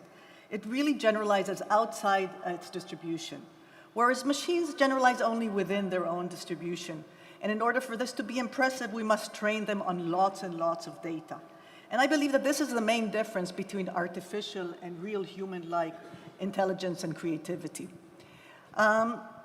And my own research, I touched both ends of this extreme. On one hand, we asked, can we learn from very few examples? And at the extreme, can we learn from a single image or a single video? Well, it turns out that you can train a network on a single image or a single video and perform very complex visual inference tasks. How come? How can you train a network on a single image? Well, we have a strong visual prior of the world. We know that any natural image has huge amounts of redundancy inside it. You see a patch once inside the image, you'll surely see it many more times, both within and across different scales of the image. Now, these are large patches, but in practice, I'm talking about much smaller patches, and this is true for any patch in any natural image when you talk about tiny patches. And the same is true for video. Tiny space-time patches recur abundantly inside a video sequence. And this internal recurrence often provides us all the statistical information we need to perform complex visual inference tasks, which gave rise to our theory of deep internal learning. The nice thing about it, it's totally unsupervised. It requires no prior examples. It adapts itself to the image-specific data and the image-specific degradation. There's no notion of being out of distribution. Okay? However, it is ignorant of the rest of the world, which brings me to the other extreme, deep external learning. What most of us do, train on huge amounts of data, train our networks to death. I believe true intelligence and creativity lies somewhere in between those two extremes. In fact, today, when all we do is train our networks to death, we force them to memorize their data. Why do I say that? How can we tell if a network generalizes or only memorizes its data?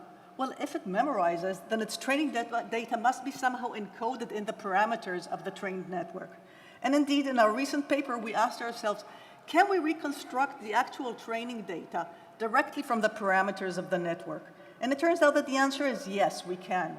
What you see here are a few images of, from the train set of a CVPR10 classifier.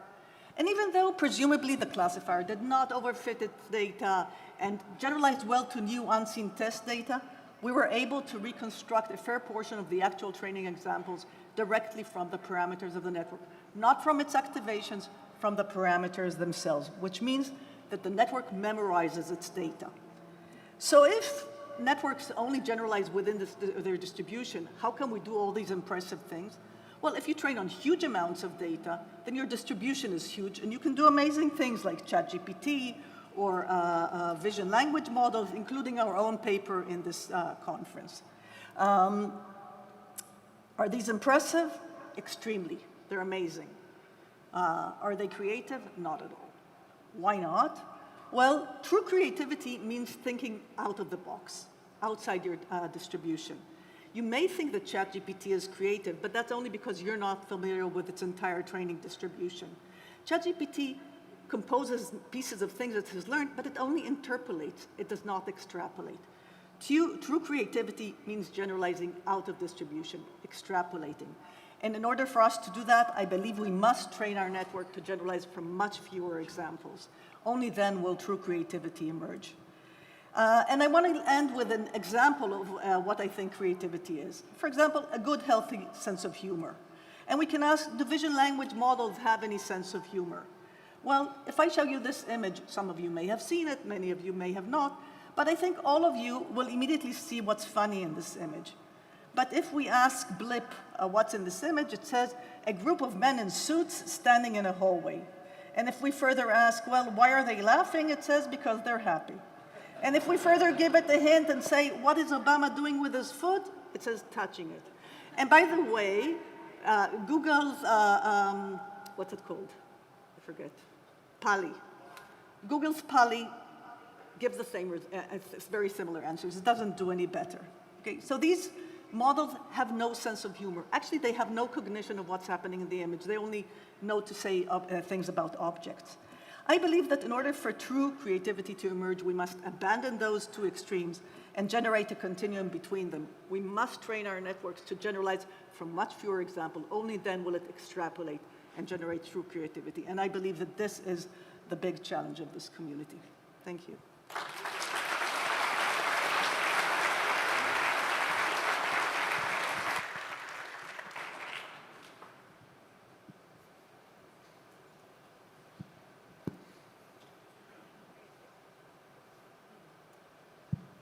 Great, thank you all for those introductions and letting us know a little bit more about your perspectives.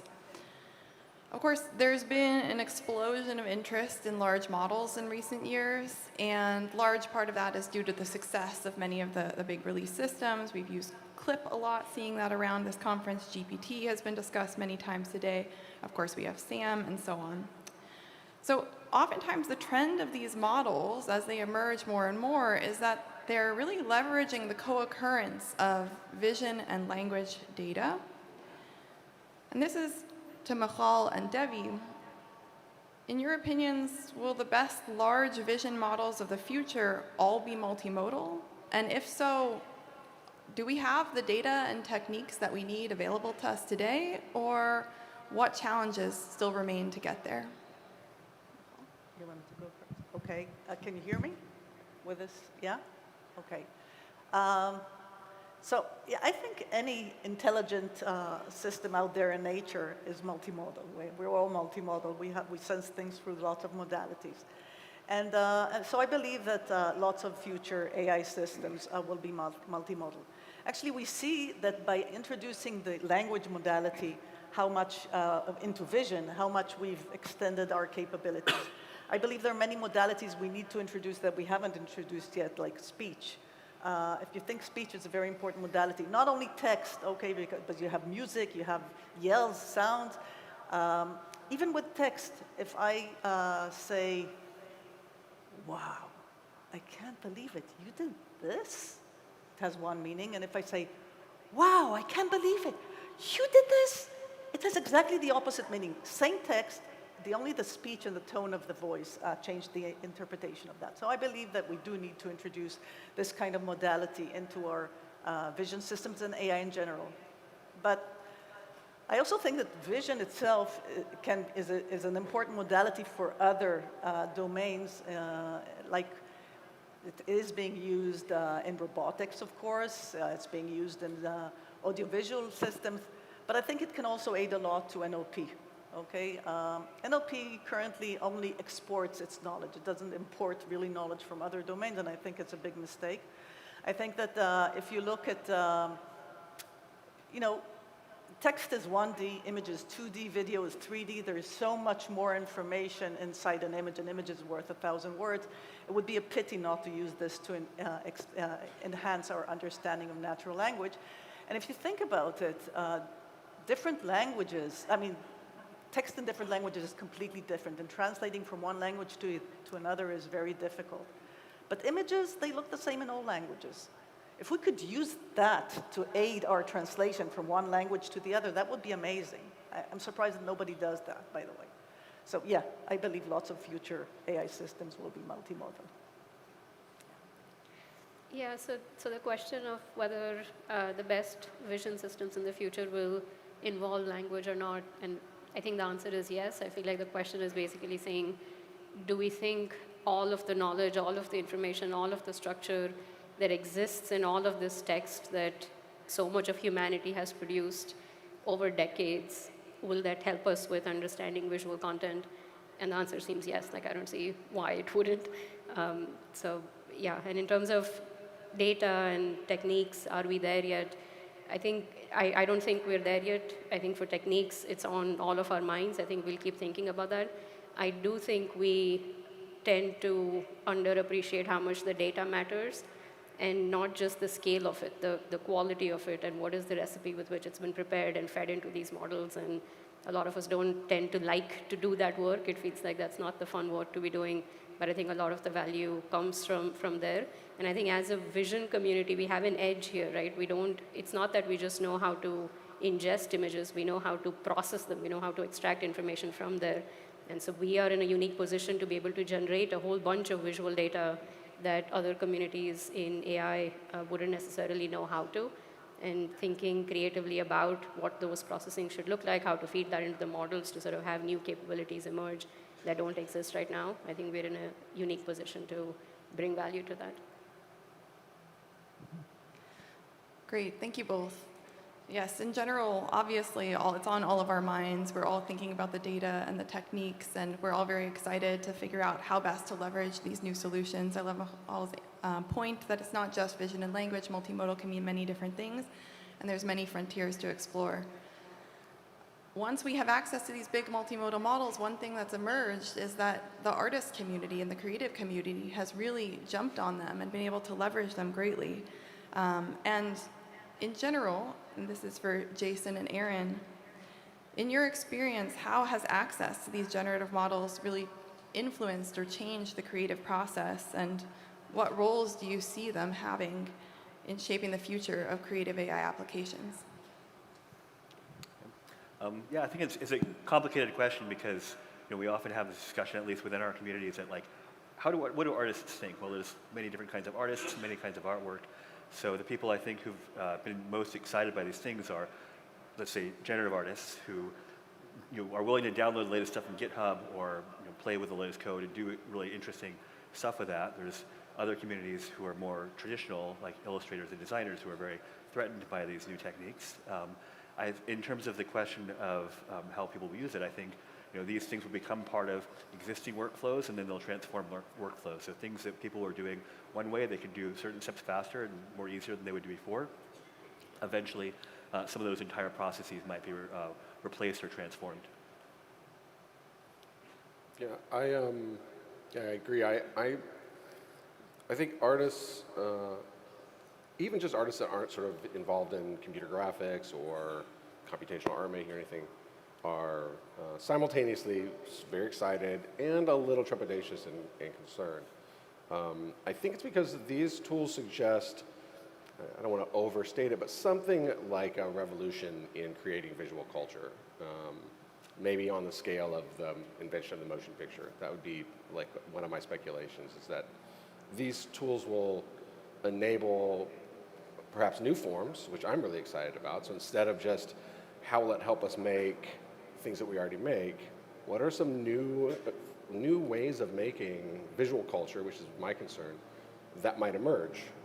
And I think there are strong suggestions to me that there are really interesting things happening, interesting in terms of real time, interesting in terms of basically infinite feeds, and I think younger artists have a sense of this. And so I think it's really important for the research community to engage with artists, because I think artists will do things that are unexpected.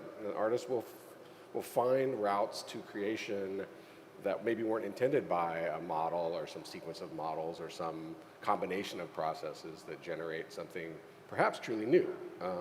So that feels really exciting. And then we'll probably talk a little bit about maybe the downside risks, and I acknowledge that those are there too. Michael Maymark has this wonderful essay on the concept of first word artists versus last word artists. So he defines the last word artists are the ones who do the last word. They perfect the medium that's already been established. And the first word artists are the ones who are excited by trying something new and not really knowing what it is. Other people don't even really consider it to be art. And so those are the ones who play with the new technologies and really develop something new. And I've always identified with that, that mentality, even if I'm not a professional artist, that excitement with these new technologies. But not everyone is in that first category. Yeah, we're definitely in a first word time Yeah. as far as art making with these tools. Yeah, I mean, I think that's very interesting, and in general, for a creative discipline, by definition, it seems like it should be open to all of these creative new ways of creating art or creating different culture that can be shared with people. But in general, for those of us in an AI background, AI discipline, one of the things that we like to do when we have a new field is we like to be able to quantitatively evaluate ourselves. This has become very, very important to us. We establish a new task, we have a new benchmark, we can use it to rank submissions over years or within a year amongst different people. And one thing that is non-obvious to me is, how can we do such a thing with an inherently creative application? Does it even make sense, the concept of a benchmark for a generative AI type of field? I'd like to start with Debbie. Yeah, so I do think evaluation makes sense, and in the sense that, yes, these tools can be used for sort of creative outlets and things of that nature, but that doesn't mean anything goes, right? Like, we want to be able to control these systems.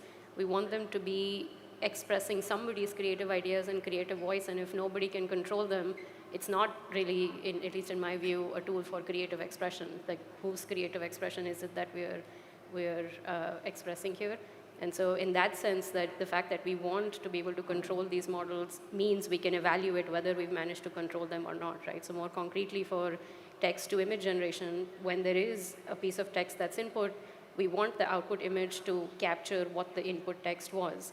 And that's a thing that we could be measuring, right? And so if you think of other forms of control conditioning on the layout of a scene or any of these other forms of conditioning that we're looking at, we can be evaluating how well the image is respecting that versus not. Now, whether we can do that with automatic metrics or whether it needs to be human evaluation is the difficult question. I think right now we don't have good automatic metrics, and I know Aaron has written an article on how human evaluation in these contexts also has flaws. And so I think there is a lot of potential to build, ideally, these automatic metrics for this specific case of, is the output matching the input in some meaningful way? I think we will be able to make a lot of progress there. All the existing metrics just don't correlate with human judgment well enough. And there are a whole bunch of, just at dinner we were talking about these examples yesterday. There are examples like a horse riding an astronaut. Unlike astronaut riding a horse that many of you have probably seen generated, but I challenge any of you to try and get one of these image generation systems to generate a horse riding an astronaut, and that just fails over and over. Try and get these systems to generate anything riding a hawk, like anything on the back of a hawk, any creature on the back of a hawk, is just really, really hard to do. So there are a whole bunch of these failure modes that we could be designing benchmarks around and capturing and measuring progress against. So the short answer is yes, I do think we can have meaningful benchmarks even in this space. Yeah, I think there's a really strong over-reliance on benchmarks. I mean, obviously, since the Middlebury data set and ImageNet, benchmarks have been really important for progress in certain areas, but I think that there are certain areas you cannot really evaluate quantitatively, or you cannot rely on numbers. And in the end, reviewing papers is a judgment call. You're making a decision about the impact this is going to have in the future, and that's subjective. That cannot rely purely on numbers in most cases, and especially in these creative domains. And so we end up I've been complaining a lot online and in papers about the over-reliance on user studies, and we see other fields have pushed back on these things, like HCI, which is considered a place where people think of like all they do is user studies. They now have rules in the WISC call for papers that you do not have to have user evaluation or quantitative evaluation in your paper to push back on those kinds of reviews. I was publishing graph-based papers for 10 years before I had any quantitative evaluation in paper. So I think it's difficult to review those papers. It's hard, but numbers can make the process worse because it encourages lazy reviews. I think it's difficult to measure creativity with non-creative metrics and non-creative data sets. And I think currently the human observer is the most useful metric. So I think there is no way of either using reviewers or using Amazon Mechanical Turk to evaluate creativity, or human raters or whatever. I don't think we will be able to replace this in the near future. But as I said, creativity, there are things I don't know how we can measure. For example, sense of humor, as I said. Our current machines, our current vision language models don't understand what's funny in images. I don't think ChatGPT can tell jokes either. It may be able to rehash jokes that it saw, but it cannot invent jokes. Okay, it doesn't have its own sense of humor. And I think GPT-4 is supposed to be able to explain images. I didn't play with that. It may potentially be able to explain that Obama image simply because this image is on the internet with its explanation, but I don't think it will be able to explain what's funny in your own personal photo that you just took. So, I want to suggest a challenge. Why don't we have a data set of funny images and have vision language models try to say what's funny in those images? Humans will have to interpret whether they have got it right or not, or wrong. But it also reminds me, there is this, I became aware of this only a couple of weeks ago, there is this New Yorker cartoon challenge, where the New Yorker publishes a cartoon once a week. It asks its readers to give a funny caption to the cartoon. Readers submit that, and then they shortlist the 3 funny things that they think, and then they let the readers rank those 3 and select the best one. And they do it once a week. I'm curious, would GPT-4 or any of your vision language models be able to give a funny caption to a cartoon? Why don't we have this challenge? Have ChatGPT or GPT-4 or any of your vision language models compete with humans? That would be a real Turing test.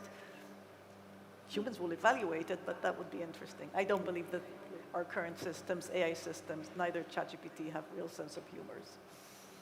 Just on the topic of metrics and evaluation of these models, I think the creative community is probably not particularly interested in these things. And having gone through that process, being on both sides of this, having written a paper and having to perform these evaluations, from an outsider's perspective, I understood it, but I also, we laughed a little. It was a little absurd that another model evaluates your output, and that's a way of sort of scoring things. What I think the creative community really responds to is, I know this is easier said than done, is deployed open source models with like a web GUI, and let people make things with your models. And they will tell you whether they like them or not. And there will be, if you have a cool model, whatever its scores were, you will get a lot of uptake in the community. The few models that sort of get a nice web UI built out are getting used so much. So there's just a lot of opportunity for this wonderful research to find actual users with a relatively low cost. And that can be your test bed, right? And I think, there are like entire Reddit communities that are just excited to try the next model. So just put a front end on it, and don't worry so much about the scores. Yeah, and I think that's an excellent point, and also a great segue to the next question that I wanted to ask, which is really driven by this idea that, oftentimes we do design some kind of a metric, and that metric may be completely unrelated to the way in which the models will be used. So for example, I know very commonly people initially were using metrics that would ask for something about the realism of an image. That was kind of the gist of what you were trying to get at. When in fact, nowadays, a lot of images, a lot of content is being generated that is explicitly not realistic, that is striking in some interesting way. And I think to your point, Jason, of, well, it turns out that the models that are perhaps doing the best on the metrics that we're designing within the computer vision community are maybe not the things that are gaining the most traction. And maybe perhaps the most traction is the ones that have easiest use or fastest or can be deployed in commodity hardware.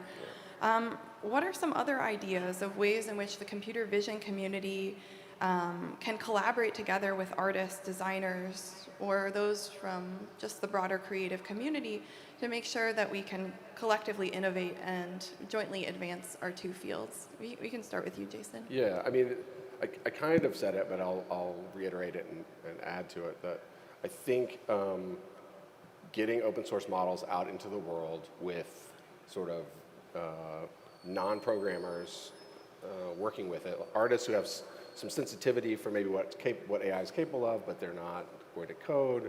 So there's some front end, and this is the beginning. I think. So things like the sort of commercial products like Midjourney and these things are really interesting and wonderful. But I do think that they are walled gardens in a way that's not that productive for artists moving forward. So I'm much more of an advocate for open source and sort of hacker artists cobbling things together to make things. And small teams, one of the issues that we found in my studio as a small team with some GPUs at our disposal, but nothing near sort of commercial grade, it became harder and harder to keep up with models. And so we want to use the coolest models, but we want to use them in a way that we can invent. And so, there needs to be a support for and design, like maybe from the outset, designing systems, not just with the assumption that, so I like the web UI idea, and I'm promoting that, but I also like a fully scriptable idea where maybe hacker artists can kind of build things that would be unforeseen. So this sort of dual, ease of use and then sort of extensibility by artists that maybe have some programming skills to really build like surprising things. And again, this is all about deployment, and I recognize that deploying research models is a real challenge, but I think there's a lot of upside into getting these things in front of people and having them try them. Yeah, and working together directly with an artist, like in some of the work you've done, it's really interdisciplinary work. People with very different backgrounds and languages and goals coming together, and interdisciplinary work can be very, very difficult and extremely rewarding when it works out. And so the first step there is to find like-minded collaborators, people who come from different backgrounds but have complementary goals to your own. So you can't just say, oh, we'll find an artist and they will work with us because they may have very different goals or interests in what they want to work with or what techniques they know. But if you find the right person and you let your goals shift to align with theirs and work together, then you can produce some things that you would have thought of otherwise. Yeah, and maybe one, like to your point about goals and so on, one interesting, very counterintuitive conversation that I had with an artist was, most of us probably think that the faster the model, the better, right? The faster the inference, the more iterations you can get in. But for this artist, the fact that things need to wait overnight was an important part of their process. If the image comes too easy, it didn't feel right. It felt like that sort of, you'd have to wait it out, you have to sweat it out to see that output and make that image. And that was just one example of how it's not something that if we're not talking to artists, we wouldn't have thought of it. Now, I don't think that's reason enough to like intentionally keep our models slower, but it's just an interesting data point on a different perspective that we wouldn't have thought of, I think. Yeah, so one issue that has arisen, of course, with all of these new models that are being trained to mimic different artists' work is that oftentimes the artists haven't explicitly given permission for their art to be used as part of the training data. This can of course, create a tension between the two communities. So first off, what are your thoughts about whether or not artists should be participating, giving art together to be used as training data and trying to collaborate to create further new works, versus what can the computer vision community do to sort of make sure that we are adequately representing the work of another person and giving it its due? Let me jump in. I have a lot of empathy for artists that feel like their work is being stolen essentially by a model that's ingested, maybe a decade of work and is able to sort of regurgitate new images in their style and does it with a kind of ease that's a little bit scary. And I have empathy for those concerns and share them. At the same time, thanks.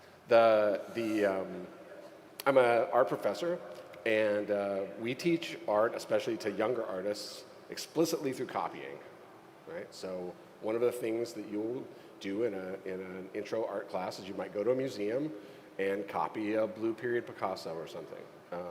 So it is in the sort of DNA of learning to make art to sort of internalize other people's styles and then attempt to regurgitate them on the way to sort of maybe developing your own voice. And I think ultimately that we have to be, and this is sort of more of my just personal perspective, we have to get comfortable with the idea that things we make will be out on the internet, and it's hard to control what happens to those pixels once they're out on the internet, and that those things might be ingested by models and regurgitated in some new style and in some new image using that style is a risk of participating publicly. I do think that like models that memorize images should be problematic, and that should be covered by copyright, basically. You can't regurgitate something that's super close to something. So I know work is done on trying to prevent models from memorizing specific images, but we do see that with the diffusion models. They're spitting out almost identical copies. I think that should be dealt with. That's basically legally a problem. But I think ultimately we have to adjust culturally to the idea that these models try to ingest the world, and the things we make are part of that world. And I think the, excuse me, the class of artists who are most threatened are the people who are often in very precarious economic positions. They're already threatened even before these technologies come around with various transformations that happen. So it's good to have empathy and to understand that they're already in difficult situations. I think there's a broader question of how we use data in general. A lot of the technologies we use from big companies are built on data sets gathered from the world without compensation and often displacing the original sources of profit for where the data comes from without naming names. So we have broader questions of how we use data in our society, and art is sort of a very prominent representative example of that.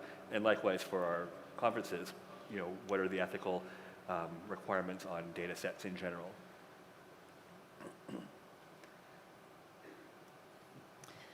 Absolutely. All right.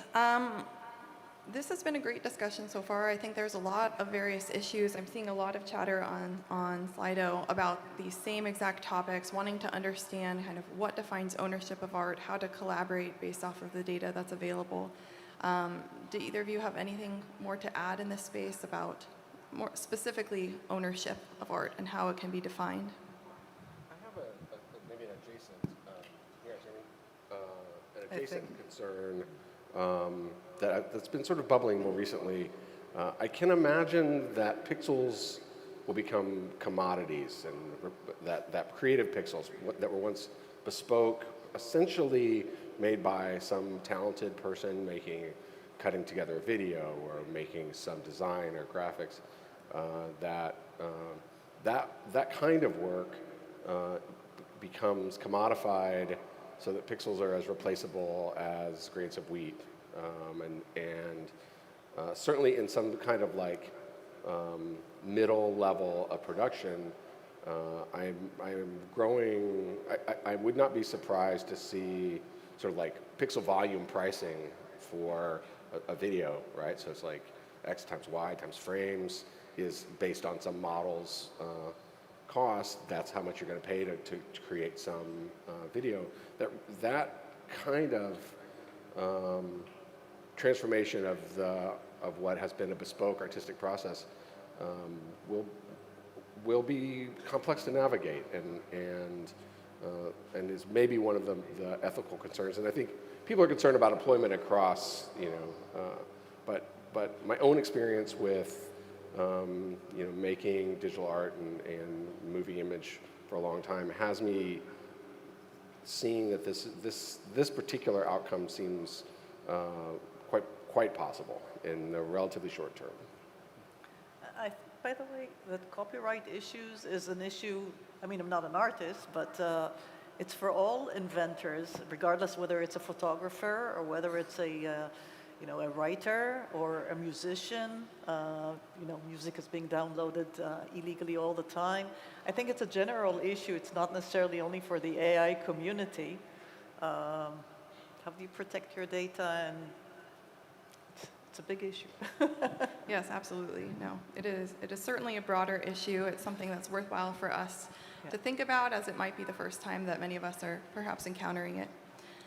So this topic, I was really excited to be able to moderate this panel because this topic to me is super exciting, super novel to be able to think at the intersection of vision and language and how the two might be used together, perhaps with other modalities, in order to create creative applications, generative art.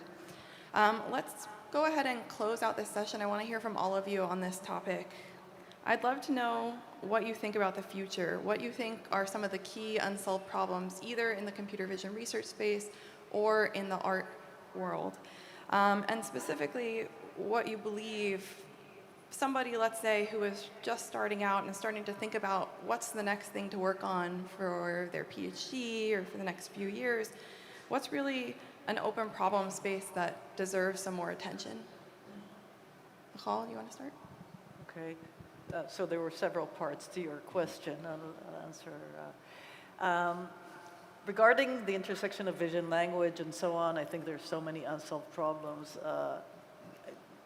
First of all, while we can give captions to images, and you say, here, you show a picture with a horse and a cow, it will say a horse and a car and a prairie, and it will sound wonderful.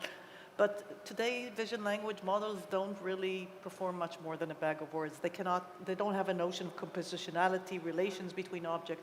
They wouldn't know whether the cow is right or left of the horse.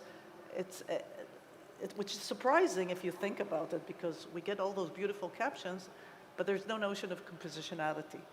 And it's surprising because, as I said, the image is 2D. You should be able to infer those things. Language has more power than our current vision tools, and I think there's a lot to advance there. And if you teach it right and left, it'll learn right and left, but it will not generalize to new types of relations above and below, within and outside. We're doing something wrong, okay? So there's a lot to explore. Regarding if a new student came to me, what I would suggest to them, I would suggest to them not to do any large language and large models, okay? Let's leave that to the companies, Meta, Facebook, Google, OpenAI. They do a wonderful job there. We cannot compete with them. They have all the data, all the TPUs. I don't want to compete with them. And I don't think this is deep academic work. I'm sorry, they're doing wonderful things. But I think we academics have to do other things. And I think there's so many unsolved problems. There's so many areas where you don't have lots and lots and lots of data. And the question is, how can you still do something sensible and teach your networks to do something reasonable when you don't have huge amounts of data to train on? One of the areas that I'm working on, and I'm really excited about that, is mind reading, how we can decode visual information directly from fMRI brain activity, images and videos that the person saw directly from the brain activity. And we're actually getting good results. And there, you don't have a lot of training data. There's that much time you can put a person in an fMRI machine. You have very few pairs. Certainly, these do not span the huge space of natural images, yet you want to be able to decode a new fMRI of a new, never-before-seen image when it comes along. And here the big issue is, how do you train your networks when you have very little data? And I think this is an interesting research problem. And also there's a big difference between artificial intelligence and human intelligence. And if you don't believe me, just look at the adversarial attacks that you attack images, okay? People are not fooled by that. Obviously, we learn different things. So what is the difference between the two? How can deep networks help humans improve their brains, maybe improve their memory? And how can the human brain be used to improve the generalization of networks? These are, in my opinion, fascinating questions. And it's not all about throwing a lot of data at networks.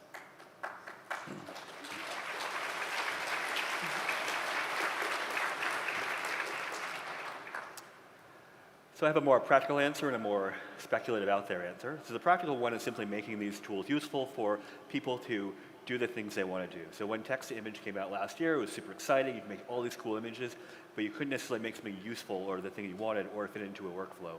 And so the reason why people get excited about things like, ControlNet is that you can actually control it and guide it. And I think there's a lot more need for exploring how does someone actually use this in a way that's useful. And the more speculative answer is, how do we model or think about creativity in a computational way? Right now, anything we code up is the computer follows our instructions. And to me, that doesn't feel creative, no matter what the code is. But even so, my experience of creativity is coming up with something that I didn't plan on in the beginning. I started a research project with an idea for a paper, and the paper we actually wrote was something completely different that we had no idea about before that was better than our original idea. Or I start making a drawing, and the drawing I end up with is totally different than what I had in mind, and it was surprising and exciting that I had somehow discovered this thing. And is there any way that we can think about ideas from curiosity-driven learning or open-ended exploration to put that kind of exploration in a computational framework? I wouldn't ever consider what a computer does to be creative, but we can model, I think, in ways the creative practice that we haven't before.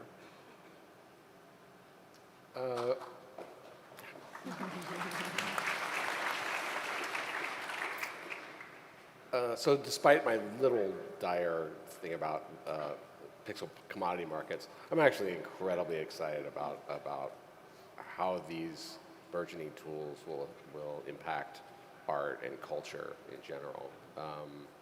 So I have a young daughter. She's into horses, like many young daughters are. And I can imagine just a few years, she's at her tablet and she's making a sort of magical horse animation that literally would have cost 7 figures, a few years ago, right? So we're going to democratize sort of production in a way that allows, essentially everyone to make very cool things, and that's very exciting.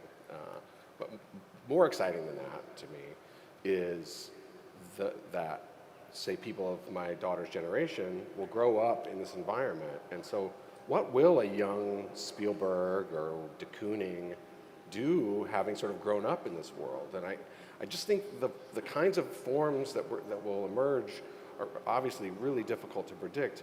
My only prediction is that they will be amazing and that we will see things that are maybe hybrids of these things, but they won't exactly be films, they won't exactly be video games, and they won't exactly be fine art. And I'm really excited to see what sort of the young geniuses will do with this sort of super-powered creative tools.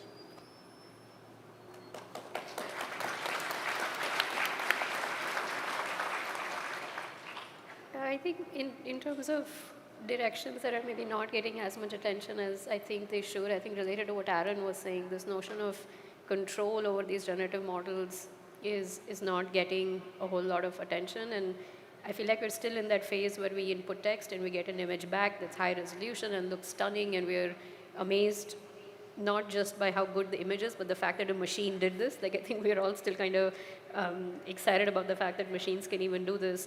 But then that quickly tends to wear off. If you're trying to do something specific with these tools, if you had an image in mind, you try and generate it, it doesn't work, you go back and mess with the prompt, it doesn't quite give you what you want. It's a struggle to get these models to do what you want. And so I think thinking about how to really make these models controllable so they're tools to do what you want to do, I think is important.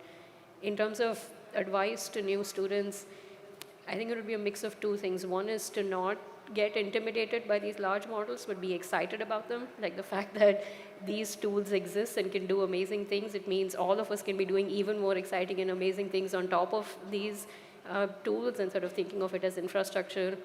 And I know not all of it is open source, not all of it is available, but I feel like enough is accessible, sometimes open source, sometimes not. And so I think there's a lot of interesting things to be doing on top of it. And in terms of what problems to pick, I feel like students should be picking what they are most excited about, not over-strategize around what's hot right now versus what is not, or will the reviewers accept it, or will people be excited about it. And I'm not saying be naive and just go to your corner and do your thing, but identify what you're excited about, tell everybody why you're excited about it, get them excited about the same things, and then sort of go do it, right? Because these other things are not in your control, and if you overly strategize, it's hard to keep persisting. But if you pick something because you're excited about it, it's much easier to persist when things don't necessarily go the way you might anticipate.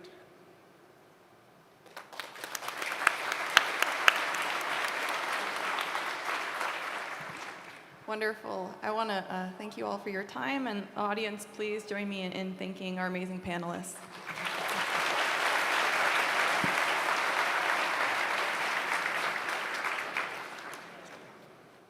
Up next, we have the PAMI TC meeting, which I believe is in this room.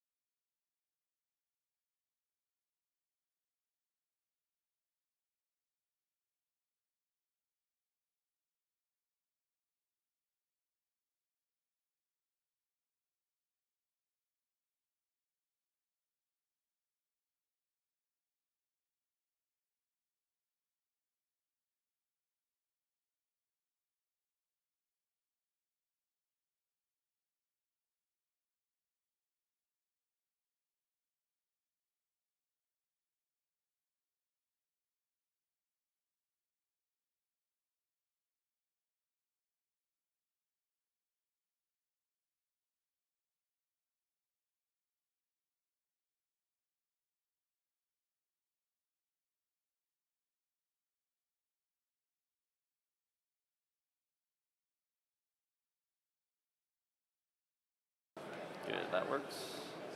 Great. I'm just going to turn your audio all the way up. Okay, perfect. Will the mic pick it up? Is that the... No. No, okay. No, so we've just got through it here, okay. Yeah. Okay. Darcy, can you just check with Nicole and see if she needs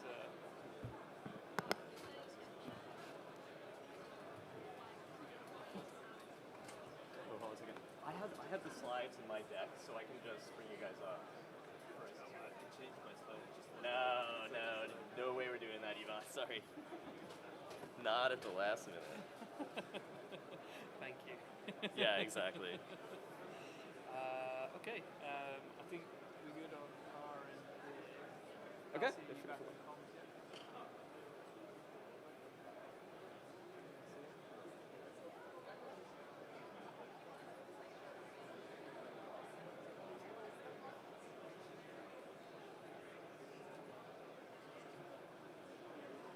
you just confirm with Nicole that she's good with audio from the laptop? Testing, 1, 2, 3. One moment. Would you mind just playing? Play the video. Something, yeah. Oh, yeah. Yeah. Can you take him off the video? Wait, oh, hold on. I have to drag. Just take him off.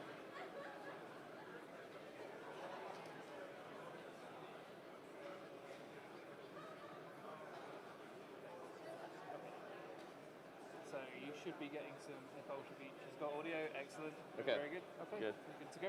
Okay, I'm gonna just... So if you would like to go back to your starting slide and we'll get you Yes. ready to go.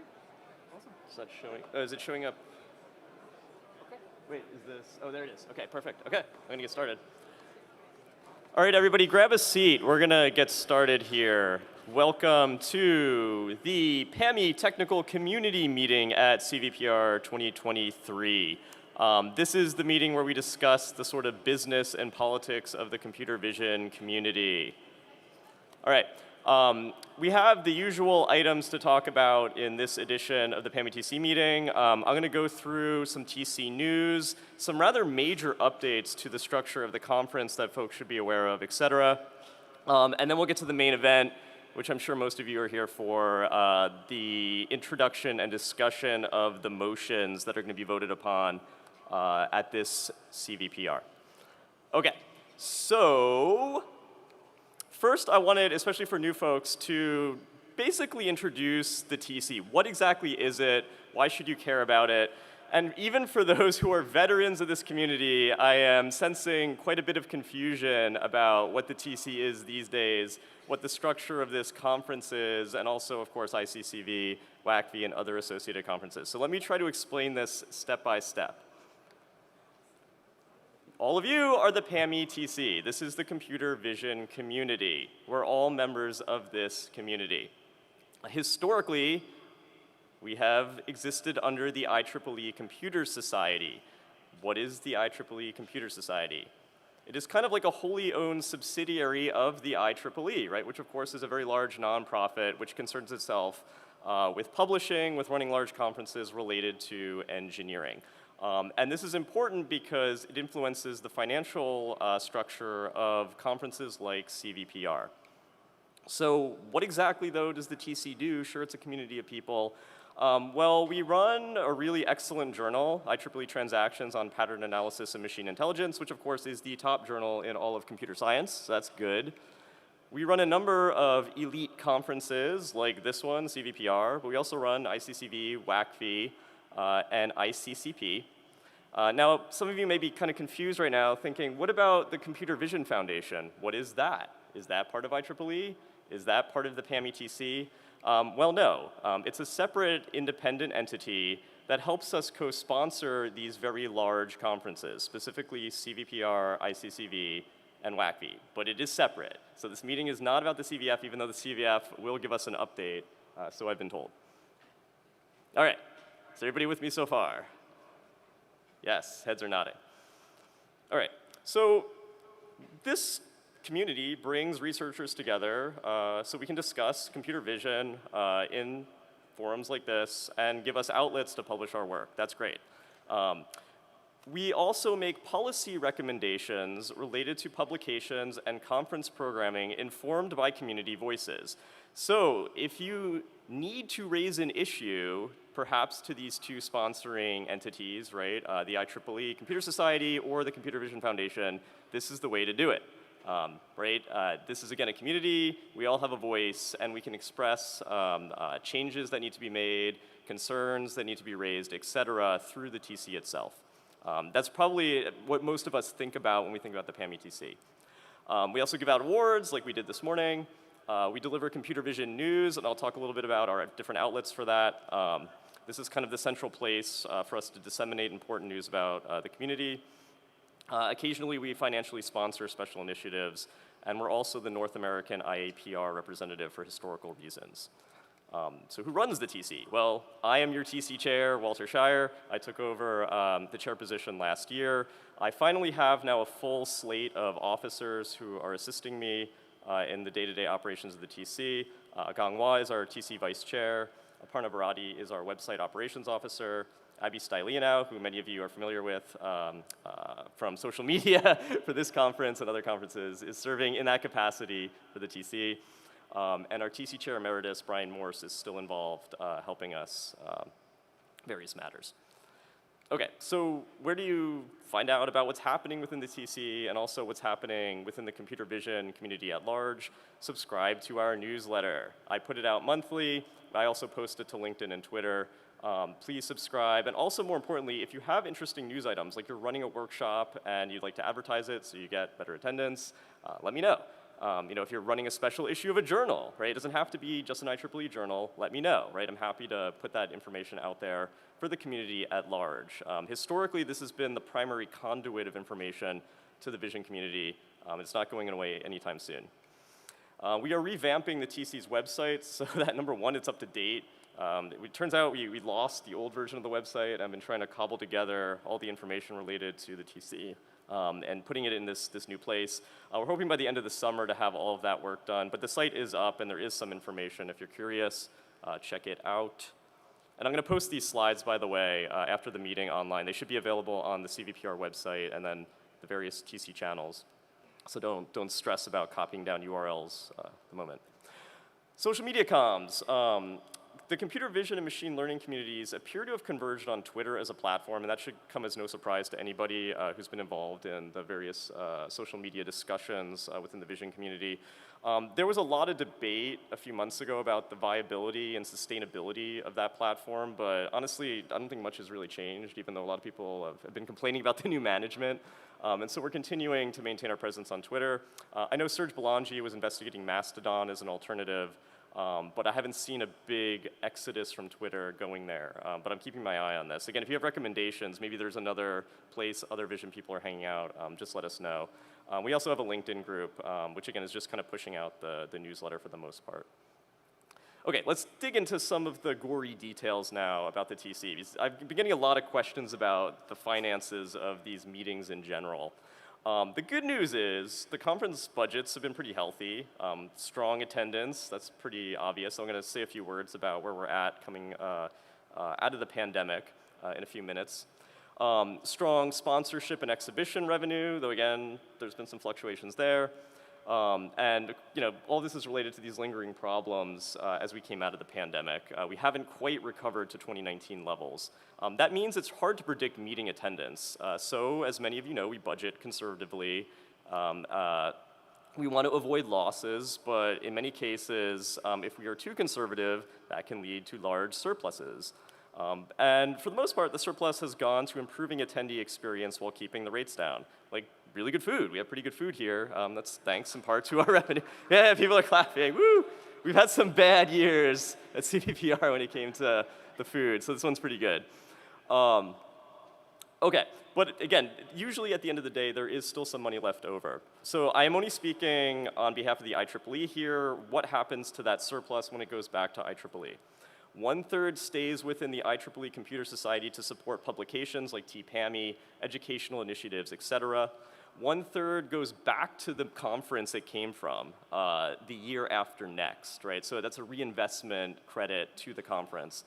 And then the remaining third goes to the TC and can be used to accumulate reserves, which can then be used to pay for things in the future, especially if a conference takes a loss and we have to backstop it. So where are we at? As it turns out, I just found out we have accumulated roughly $1 million just within the TC. Again, this is just the IEEE PAMI TC piece, not what IEEE Computer Society has in its own reserves, not what the Computer Vision Foundation has, just the TC. Each year I produce a budget. It's $150,000 right now. This pays for recurring things like our IAPR membership, the TC Awards, which we give out at our conferences, and a brand new DEI initiative, which I'm going to be talking about. In fact, that's the bulk of the budget this year. We've committed from the TC $100,000 for this. And this is going to be recurring at other meetings. So next year CVPR will have this, ICCV this year will have this, and WACV next year is going to have this as well. The remainder, anything we didn't spend, just accumulates as a rainy day fund, as I mentioned, to offset any future losses. Now again, you may be scratching your head, why $1 million? That's a lot of money, right? In fact, the other sponsors, right, like probably have even more money in the bank. Why keep so much money in the bank? It is very financially risky to run a conference as large as CVPR. I can't emphasize this enough, right? Being a longtime organizer and being involved in CVPR 2020, when we nearly lost $3 million due to the pandemic. You can't just pull the plug on a conference and walk away without any financial hit, usually. Thankfully, in that case, force majeure in the contract came into play because there was a global pandemic that was outside of our control. We don't know if we will be lucky in the future if something like that happens again. So it is best to keep money on hand. In fact, it's a best practice to have reserves to cover all expenses for a meeting for at least 1 year. Now, there is an important precedent for this. For instance, the NeurIPS Foundation, which has been a model for a lot of our operations in recent years, holds enough money to run NeurIPS, ICML, and ICLR for 1 year. Again, standard operating practice. We need to hold some cash in reserve. We can't just spend this money on whatever we want just because it exists. So keep that in mind. Okay. Other TC stuff, I'm always looking for volunteers. This has been a big pain point, I think, for the community. As we've grown, we have increased the scale of these conferences, but I don't see a lot of new folks clamoring to volunteer in many cases. We have many different positions. I think most of you are familiar with reviewing for the conference. We all sort of do that. The area chairs, but there's a lot more for running a conference, right? We need workshop chairs. We need tutorials chairs. We need social activities chairs these days. DEI chairs, right? There's an enormous number of positions, and I'm always looking for good folks. If you're more senior and you want to be a general chair, please let me know. A program chair, please let me know, right? We're not seeing an increase in interest in these positions as the conference is scaled. That is a big, big problem. I'll also note there's going to be a TC chair election next year. I'm obligated to inform all of you that this is happening. Each term is 2 years. I was elected to this last year, so I have to go up again. I can run again. I probably will, FYI. But if you are interested in being a TC chair at some point, you should let me know, because it's good to get involved in the TC Officers Board early on. And again, there hasn't been that much interest in this position either in recent histories. It's a ton of work, FYI. All right, so what's next up for the TC in terms of what we need to do, what I need to do? I'm going to continue to address the explosive growth in paper submissions to the TC's premier conferences by trying to add infrastructure. We're going to talk more about that when we get to the motions. This is a big issue. We're trying to figure out how to make the program chairs' lives easier. We're going to continue to improve the hybrid conference experience. As you noticed, we rolled out a brand new web platform. That was a new website and virtual platform. And of course, right, we're using the same team that does all of the machine learning conferences. There were some hiccups this year. I acknowledge that. We're going to try to smooth some of that out as we move into 2024. I also need to update the existing TC bylaws and conference charters, and also add charters for WACV and ICCP, and I'll explain why, because we've drastically changed how we run these conferences behind the scenes. Improve TC communications. I already mentioned that. We're going to get that TC website up to date, because again, a lot of people are looking for info and it's not there, and that's bad. And I'm also working to establish a standard package of conference elements for organizers of CVPR, ICCV, and WACV. So it's just easier to do this from year to year instead of fresh teams showing up and trying to do everything from scratch, which has been a problem. Okay, now a few meeting updates in terms of the meetings that the PAMI-TC runs. I have done some restructuring. Again, if you're familiar with the old slate of meetings, here is kind of the current state of the restructuring. We have 4 main active meetings, CVPR, ICCV, and WACV, all of which are co-sponsored with the Computer Vision Foundation. We also have ICCP. These are all very much core computer vision meetings. We have moved out smaller, more applications or topical-oriented meetings. For instance, face and gesture has been moved to the Biometrics Council. AVSS has been moved to the Signal Processing Society. They're just a better fit in some other places in IEEE. And this allows us to dedicate more bandwidth to our core meetings. There are 2 smaller meetings which are in a state of transition. AIPR, which is a small workshop, which historically has been sponsored by the PAMI-TC. That will probably move to a conference workshop either here at ICCV or another part of IEEE in 2024. And CAAI, we're having some issues staffing and may have to move to another part of the IEEE Computer Society. So that means here is the current slate of upcoming meetings if you're trying to fill your calendar. The next meeting will be ICCP 2023 in Madison. We do have one edition of AIPR which we're running this year in St. Louis. ICCV, as probably all of us know, is going to be happening in Paris, fabulous location. In October, we're going to hear from the team in a few minutes. We'll get an update. And then we get into next year with WACV in Hawaii. CVPR will be in Seattle. And then you can see the other later conferences, which we're still working on. So basically, we have CVPR booked out to 2027, where we go back to Seattle. Okay, so I'm going to just say a few words about CVPR 2023. We already got the conference report in the opening session. There are a few additional announcements I want to make and sort of analysis that I think is worth going over. First of all, due to an oversight, we missed 2 companies that should have been acknowledged in the program book. And so I apologize, Meta and Voxel 51. You should have been in the book, but you were not. And so we do acknowledge you here. Okay, so let's try to understand the state of these conferences, because I know there's a lot of chatter about this. This has even come up in some of the sessions. I think Linda Shapiro mentioned something about, are we having a SIGGRAPH moment, or has that moment already passed, right, in terms of where we were at, where we're going, in terms of the size of this meeting, the number of papers, et cetera. The good news or bad news, depending on your perspective, is that we're seeing a lot more papers submitted to the conference, right? So Long Beach, California, 2019, that was the last conference we had in person before the pandemic hit. We had record attendance, over 9,000 people in person. It was huge. And we had a little over 5,000 papers submitted, about 1,300 papers accepted. Compare that to this year, where we had over 9,000 papers submitted, but an in-person attendance of only 7,000, and then virtual attendance of 3,000. This is better than last year in terms of physical attendance, and again, we see an uptick in papers, but the physical attendance has not recovered. Now, why might that be? Some of it was visa trouble, that we do know. That was an issue, and that, of course, Greg Morey acknowledged at the opening. But again, I think there's some bigger questions in terms of where the other several thousand people, and why isn't this growing, tracking the number of papers that are submitted. Expo, it was huge in Long Beach, California. We had 181 companies participating, over 41,000 square feet of expo space, if you remember that. It was just a huge expo. We're now about half that. So the good news is the expo didn't shrink considerably compared to last year, but it's about the same. And so we have an expo that's half the size it was, which again, we sort of wonder, given all the excitement about AI, what's going on there? What happened to all those companies? The budget cuts, yes. So our industry folks here in the front are telling me there were budget cuts, right? So we know there's a bit of a downturn in the tech industry, right? That's certainly impacting some of this. And so hopefully that recovers. We're in Canada, right? So again, the visa situation was a factor, I know for a fact, for some of the companies. Geopolitics has been mentioned several times too in terms of impact on stuff like running an AI exhibition. And so we're working on this behind the scenes. We're trying to figure out, how can we attract more companies? What does the economy look like, a year from now, 2 years from now, 5 years from now. All that's going to be really important as we keep planning this meeting.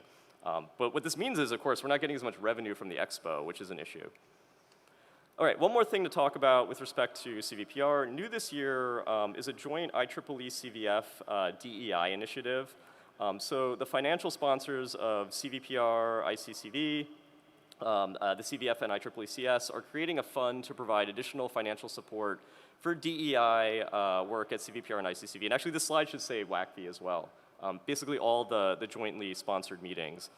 The funds will come from the CVF and IEEE Computer Society, currently, as I mentioned, through the PAM-ETC's budget. And the main goal, and this is a great goal, I think, is to make CVPR, ICCV, and WACV needs blind. So students with accepted papers will be able to afford to attend the conference, right, regardless of their financial situation. And the funds can also be used for closely related purposes with sponsor approval. The inaugural allocation for CVPR 2023 and ICCV 2023, $200,000 each. We're working on the figure for WACV. But this is a really good use of a lot of that surplus money that has come in recent years. So this is really great. And again, I think we can all give the DEI chairs a round of applause too, because they did a fantastic job going through a lot of applications this year. Okay, next up we have the ICCV 2023 report. I'm just gonna have somebody from ICCV, does anybody here who wants to, Yvonne, you wanna do? There's some deliberation on who wants to do this. Jean, is he? Oh, Jean's coming up, okay.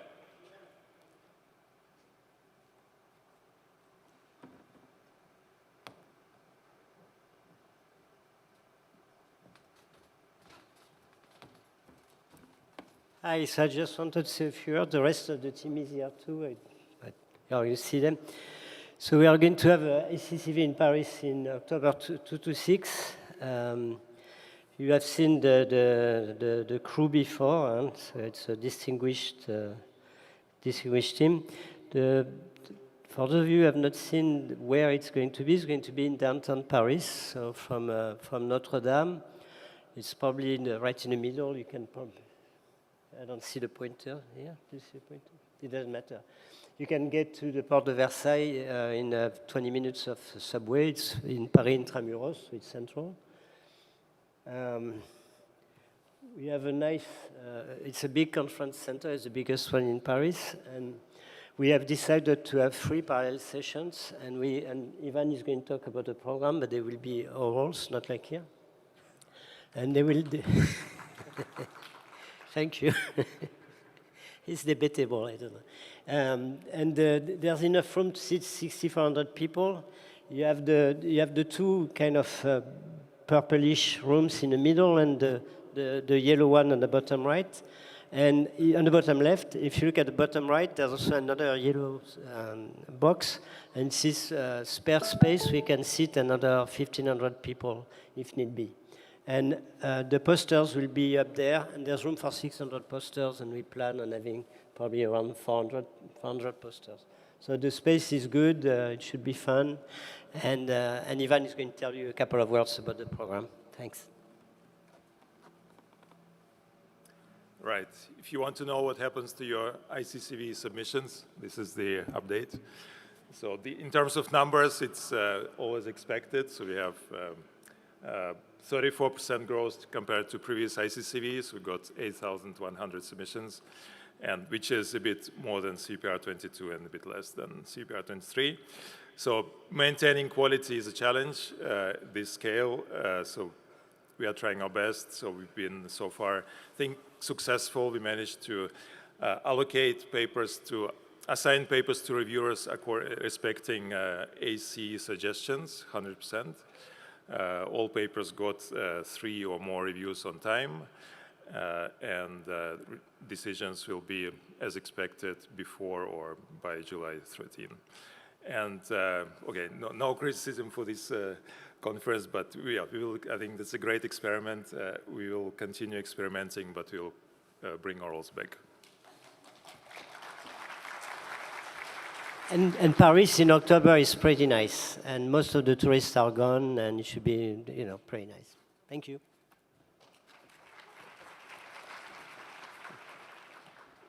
All right, that sounds great. I'll be there. It'll be exciting. Conference steering committees. Okay, so as I mentioned, we've made some pretty big changes behind the scenes in terms of how we organize, plan, and execute these big computer vision conferences. And the key thing has been establishing 2 steering committees, one for CVPR and ICCV and one for WACV. So I want to talk a little bit about this because this changes against some of the process we used to have where we had bids for locations, which included program chair teams, et cetera. So what problems are we trying to solve with this new structure? CVPR, ICCV, and WACV involve so much money that the sponsors, the Computer Vision Foundation and IEEE Computer Society, need more structure for key financial decisions. As we've been emphasizing for several years now, it is simply no longer practical for venues to be voted on by the community. And in fact, this kind of was already happening before we put this structure in place. Sponsors had committed CVPR through 2027 and ICCV through 2025 to specific venues without any sort of external input from people in the community. By making longer-term venue commitments, we can potentially get a much better deal for our meetings than we could in the past because we're booking out so far in advance. All the similarly big conferences IEEE runs are organized by a steering committee, for instance, supercomputing, which is also sponsored by the IEEE Computer Society, which makes all these key decisions. We are adopting this structure for CVPR, ICCV, and WACV while trying to still preserve some of our traditions, which I'll try to mention here. As I mentioned, there are 2 new steering committees, and the sponsors of all the conferences have agreed to this new structure. First, there is a single 15-member CVPR ICCV steering committee almost entirely consisting of past and future general chairs. There is also a separate 7-member WACV steering committee almost entirely consisting of past and future general chairs. Each steering committee has arbitrary authority over its conferences subject to approval from the sponsors. So that means the financial sponsors have the final say. The buck stops with them, literally, when it comes to key meeting decisions. And then, right, authority sort of trickles down from there. So you may be wondering who is on these steering committees? Who are they composed of? For CVPR and ICCV, we have lead general chairs, 5 of them from CVPR. So you can see it's from 2021 to 2025. Something similar for ICCV, we've got 5 lead general chairs from 2019 through 2027, where we have a team right now, but not a confirmed location, but that should be settled soon. We also have 3 at-large members. This is basically a group of very senior computer vision researchers and organizers of big conferences, and the past PAMI-TC chair, who is Brian Morse. There's 1 representative from the Computer Vision Foundation and 1 representative from the IEEE Computer Society, and 3 ex officio non-voting members, representatives, again, of the CVF and IEEE Computer Society, and also me as the current PAMI-TC chair. WACV is a smaller committee just because it's just 1 meeting. It's not quite as large as the other 2. And it has, again, 5 lead general chairs from 2020 to 2024.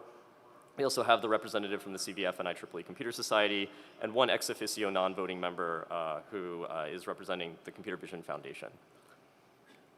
Okay, so what is the process here, and how is it different from what we've done in the past?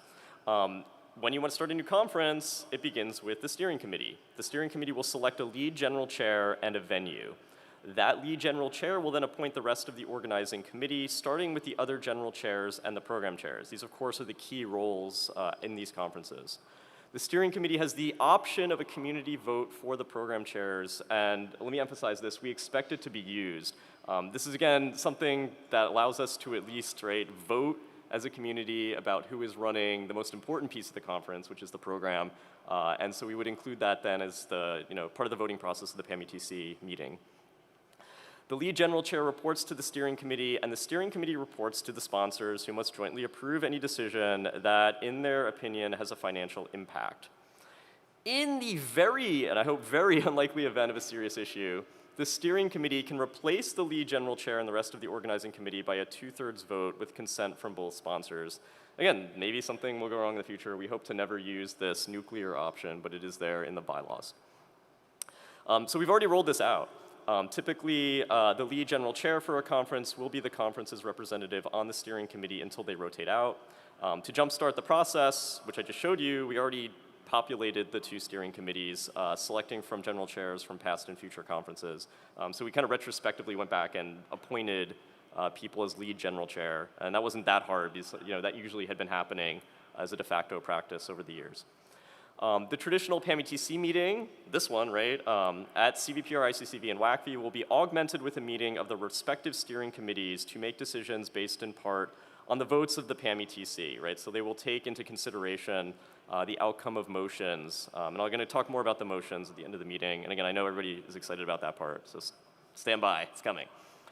The existing PAMI-TC Executive Committee will continue in an advisory role to help the steering committee. But again, it's just purely advisory at this point.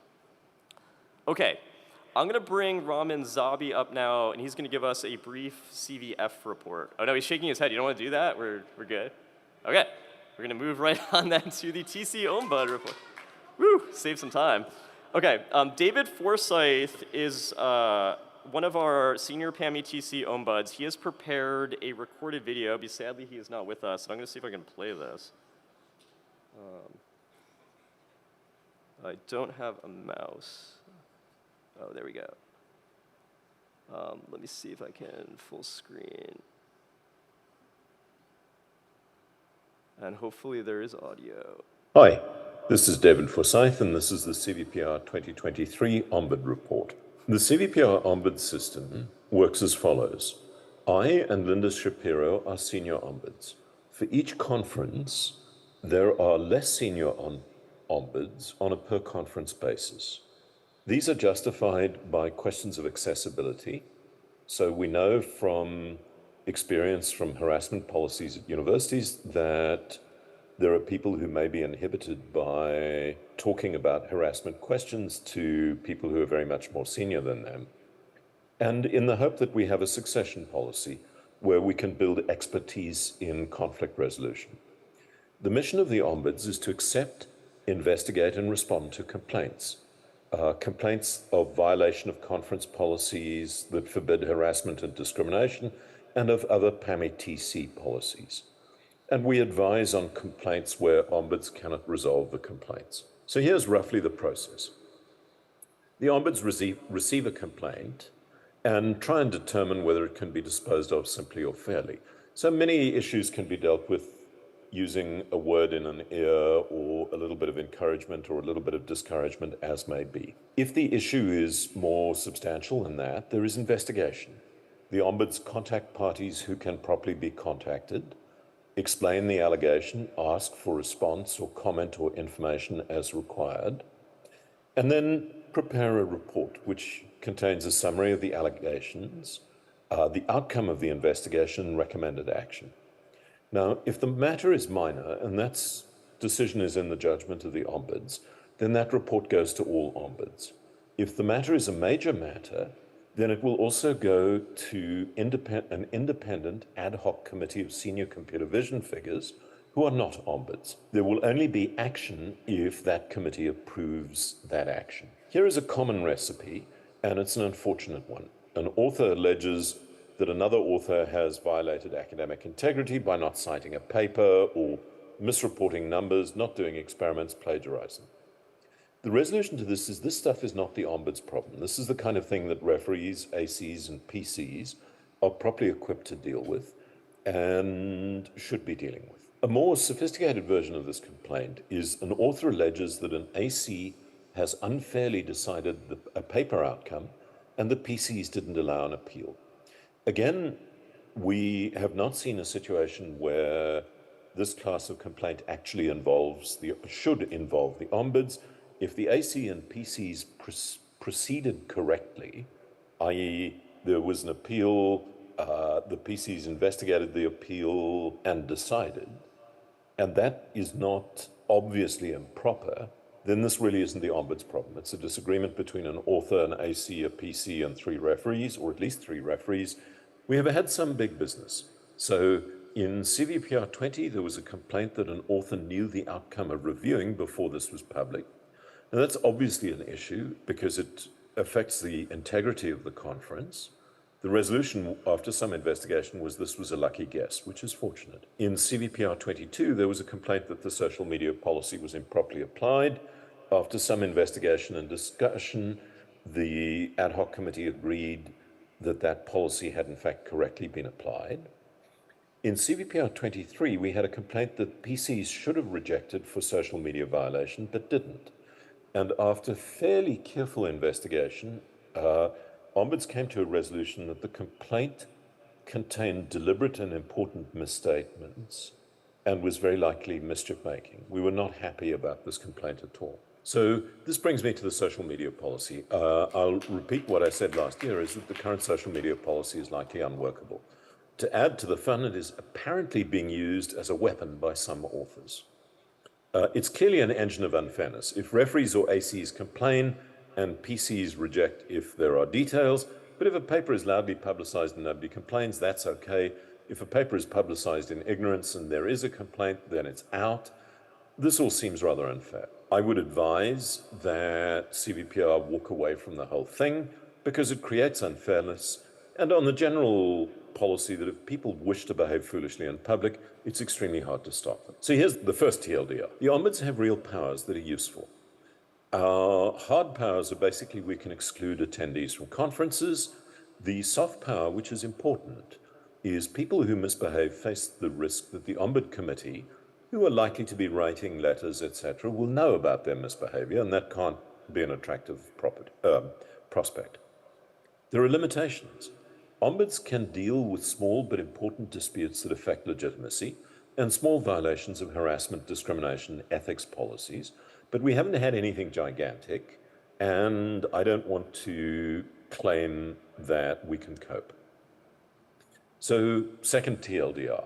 Here is a scary problem we haven't had. A major violation by an aggressive, litigious, and well-financed respondent. In my judgment, we would have grave difficulty managing that situation, and our correct strategy would be make the problem belong to IEEE. I would encourage the PAMI-TC in general to avoid this kind of thing. Anybody who is aggressive, litigious, and well-financed should please behave themselves. We have had no complaints of harassment or discrimination so far, which has come as a bit of a surprise given the origins of the mechanism and the perceived need for the mechanism. I think it's very unwise to conclude that there wasn't any harassment or discrimination. It may be that it didn't rise to a level where somebody felt comfortable complaining, or it may be that it's invisible, but I would have a hard time believing that it doesn't occur. Finally, a note of advice. Our community needs more senior ombuds. I and Linda could each be hit by buses, or if we're very unlucky, the same bus. Those senior ombuds should have some experience in dispute resolution, particularly with respect to sexual offenses. We haven't had any, but there might be one. And you want to be aware that these classes of offense require a degree of training and experience to handle. So at least for people who are at universities and who feel that being a senior ombud might be in their future, I'd advise you go and serve on a university student conduct committee, something of that sort, if you can, on the basis that you'll gain experience from dealing with that sort of business, and it will help. Thank you for listening, and I'm happy that we haven't had any major problems so far, and hope that it will continue that way.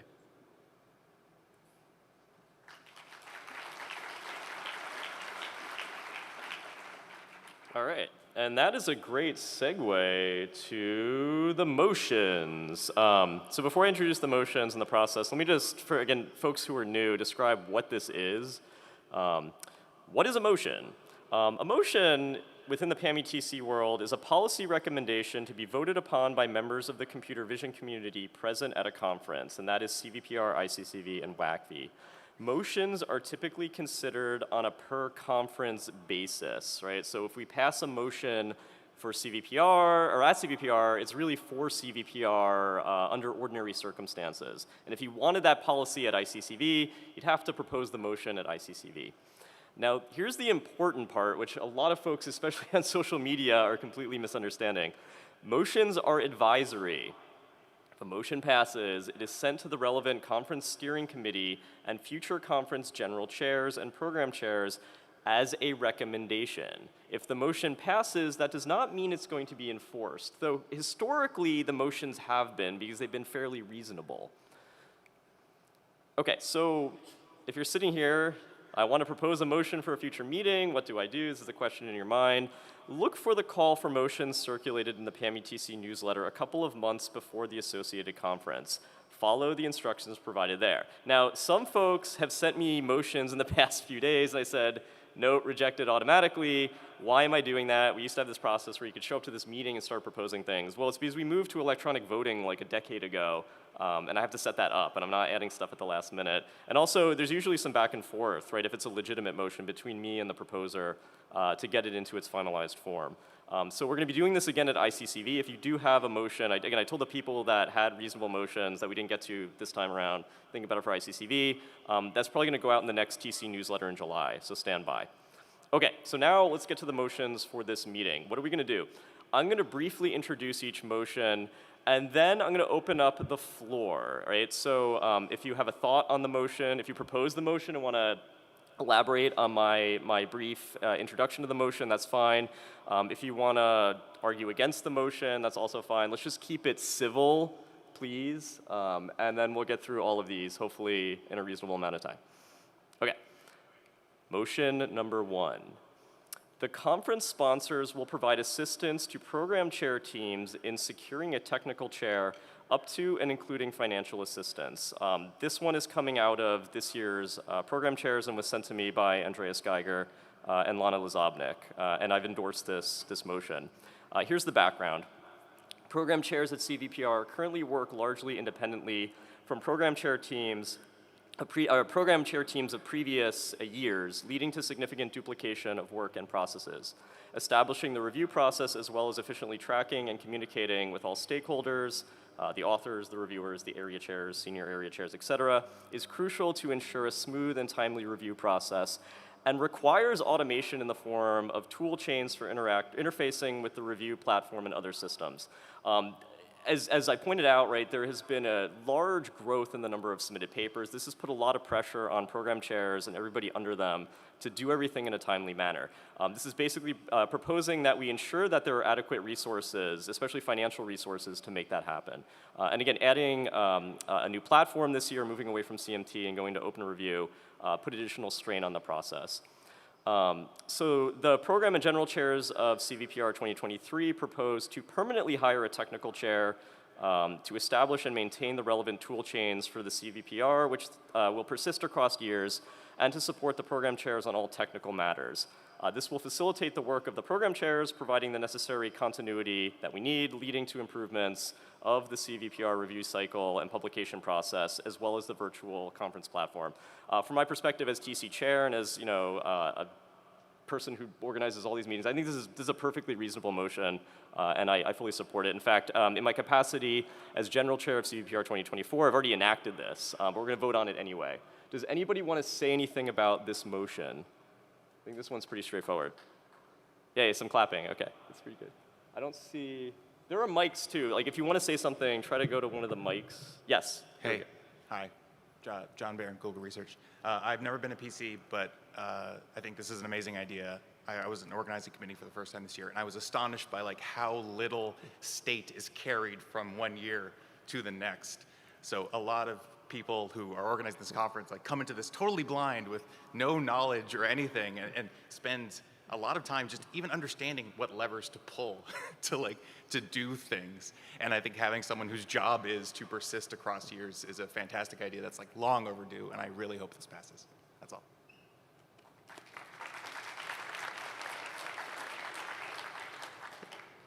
Any other takers on this one? All right, I'm going to move on then to the next one, which is related. This motion also comes to us from the program chairs. I got this one from all of them. And so here is the motion. Area chairs and senior area chairs, if any, will receive complimentary in-person registrations for the conference for which they are serving.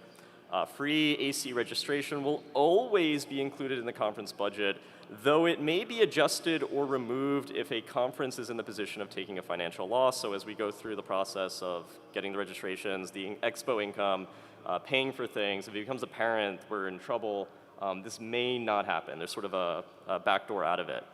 What is the background of this one? ACs have always played a vital role in top-tier vision conferences such as CVPR and ICCV, And as these conferences keep growing, this role is only becoming more important. Unfortunately, the incentives offered to ACs in recent years have not been adequate, given that in-person AC meetings are no longer regularly held, and even free registrations are not always provided. While there have been understandable budgetary concerns behind recent decisions not to provide free registrations, such concerns have never yet proved to be justified in light of strong in-person attendance trends and are far outweighed by numerous arguments in favor of this benefit. Okay, let's pause here for a second. So recall at the beginning of this meeting, I gave you kind of a rundown on conference finances. Yes, we have a lot of money, but organizers have been conservative in terms of spending it due to the risk of running the meeting. That's been the tension point with respect to providing ACs additional benefits and the concerns of the organizers of the conference, especially the finance chair and general chairs.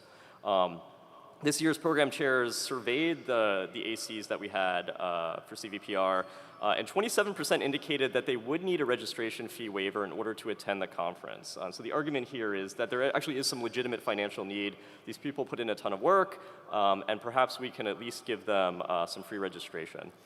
So the proposal is offering free registrations to ACs as a tangible way to acknowledge their service and dedication at a very moderate cost to the IEEE, Computer Society, and the CVF. It will help to alleviate the very real financial burden that the 27% are facing at this time, as well as to improve the diversity and inclusiveness of our conferences. Ultimately, by encouraging more individuals to volunteer for their AC role, it will help to ensure the sustainability of the peer review model, without which top-tier vision conferences, as we know them, cannot continue to exist. Thoughts on this motion? Yes? Thorsten Sattler, Czech Technical University. Maybe as in addition, not tie the free registration to the ACs, but allow them to give it to more persons and more in need students. I know that people have done this before, that they volunteered their free registration on Twitter to someone who actually needed it more than them. Okay, so that's an interesting suggestion, like make it transferable as something, if this passes, we could consider. Abby. I have to tilt this down quite a bit. So similar to that, like if there is a legitimate need for that 27%, make that encompassed by the DEI initiative. But if we genuinely have extra budget, put that towards the DEI initiative and not this, right? 70% are fine. This seems like a silly use of money. Okay, that's another suggestion. Again, there does seem to be a little bit of overlap. That said, the DEI initiative is largely meant to provide support for students, but there may be some flexibility there as well. Yeah, just come up.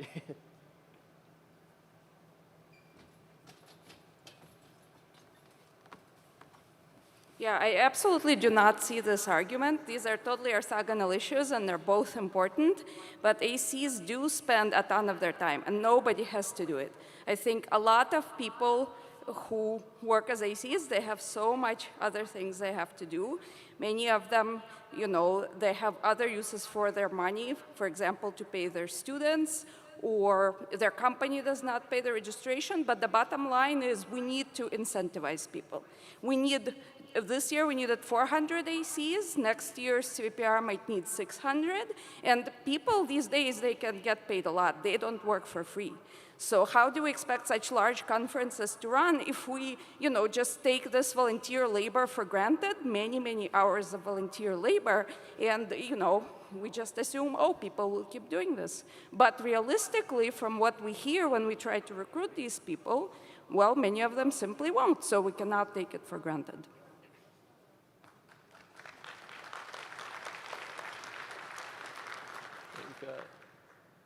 Present the mic here. I'm Chen from sunny Buffalo.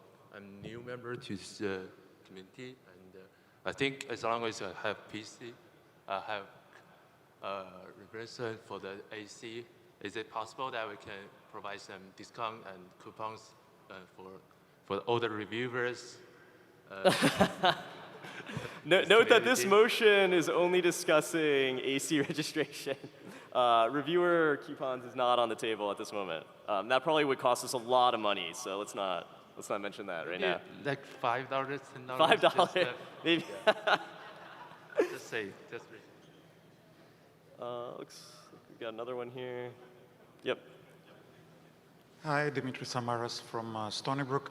I understand the financial contingencies, but as the attendance improves and the expo improves with the economy, I would actually urge the TC to consider bringing the AC meeting back.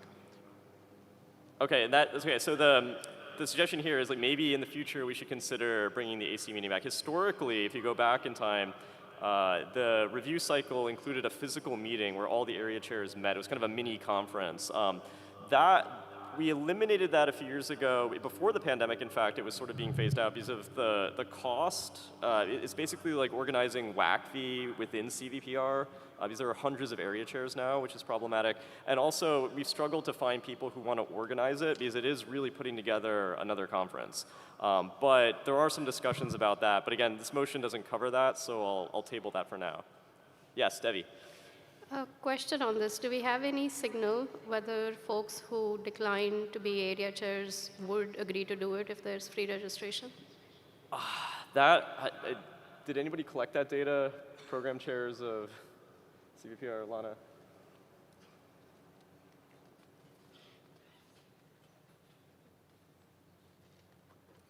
So we did not directly collect this kind of data, but we did an AC survey where people could provide responses. In general, they could explain, for example, why they need a free registration and so on.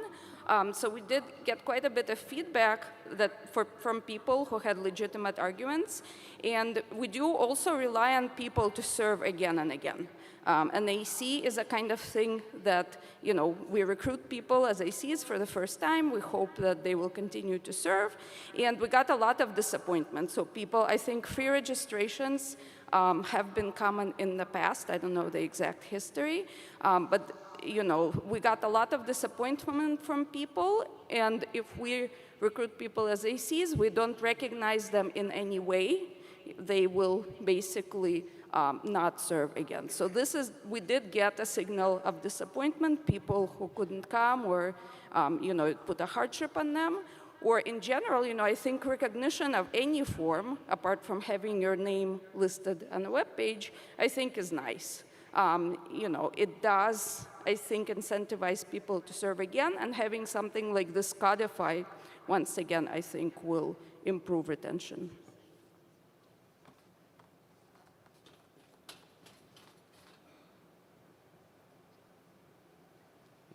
Alyosha? So I support this motion. I think all the money that we saved for not having separate AC meetings, that was a lot of money. Some of it should definitely go back to the ACs for all their hard work. In addition, we might want to look at some of the more intangible kind of thank you kind of gestures from the SIGGRAPH community. For example, in SIGGRAPH, they give you ribbons. You have a program committee ribbon, you have a reviewer ribbon, you have, general chair ribbon, and then people, people like ribbons. And so you walk around with people with long list of ribbons. It costs us very little, and it will make everybody happy.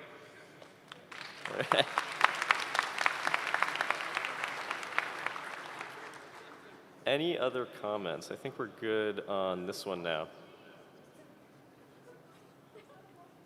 Okay, all right, people are already saying, motion 3, let's get there, come on. Motion 3, okay, David Forsyth already gave us a little preamble on this one. Let me give some context though, again, especially if you're new to the community. In 2021, a motion passed which established a social media embargo during the review cycle. The intent of that motion was to put a muzzle on very large tech companies with professional PR operations that were trying to pump up papers that were under review, which hopefully would get then the potential reviewers excited about the paper, and it may sort of influence what happens as the paper is under review. That motion passed, and it has been integrated into the policy. And wow, there's a lot of people lining up. I think this is the proposers, though. Yeah, it is. Okay, so here's the motion. Effective with the CVPR 2024 conference, authors will be allowed to post to social media about their papers in submission. However, until the final accept-reject decisions are released by the conference, posts to social media must not identify the conference name. If enacted, this motion supersedes all prior motions on social media, which is the one I just mentioned. Now, I'm not going to read through all the names. There's a lot of people, and again, you can see the group standing back there. There's a very, very large group of researchers, and if you look at the affiliations, it's the academics that are very upset about this. Academics who do not have professional PR operations. And so that's the motion. The background, while the social media ban had good intentions, fair enforcement, and again, David covered this in his little video there, is not possible. The current ban prevents authors from posting on social media, but does not prevent people from the same institution as the authors from promoting papers on social media. It also does not prevent people outside of the computer vision community who often have significant public influence from sharing papers on social media.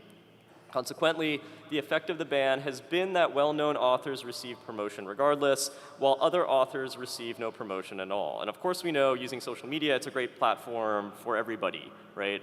But since we can't do it, there are issues. And again, David gave some examples of what has happened in the past where this has been problematic. Okay, let's turn it now over to the group that proposed this.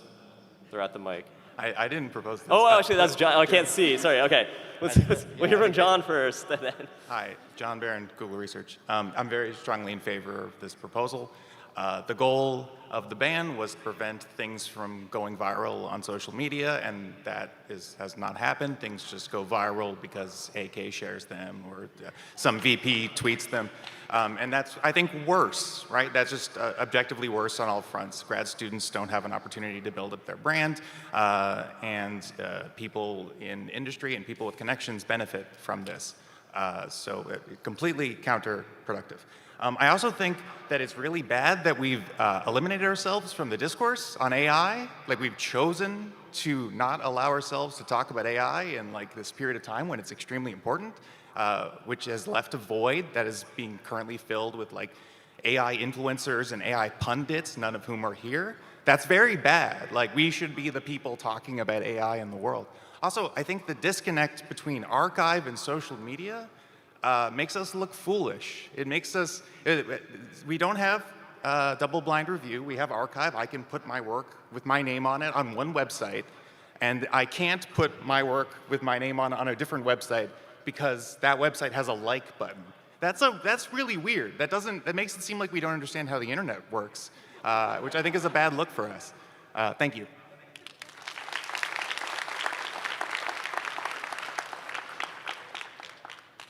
Yeah, so I just want to say that, oh, can I go, Walter? Yeah, please go. Okay.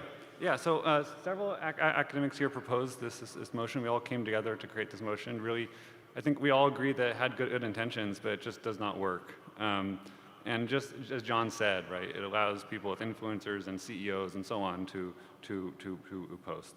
I think I wanted to raise two additional points that we didn't put in the motion there as well. One is that, you know, our community optimizes things really well, and I think some people already optimize for the time you post on archive. So, you know, people are going to start optimizing for people like AK, right? This is what your paper is going to start doing. And I think it's really bad, right? We shouldn't have a gatekeeper deciding everything. So I think it's very important that the social media ban is basically going to force this optimization process to start if it's not already started.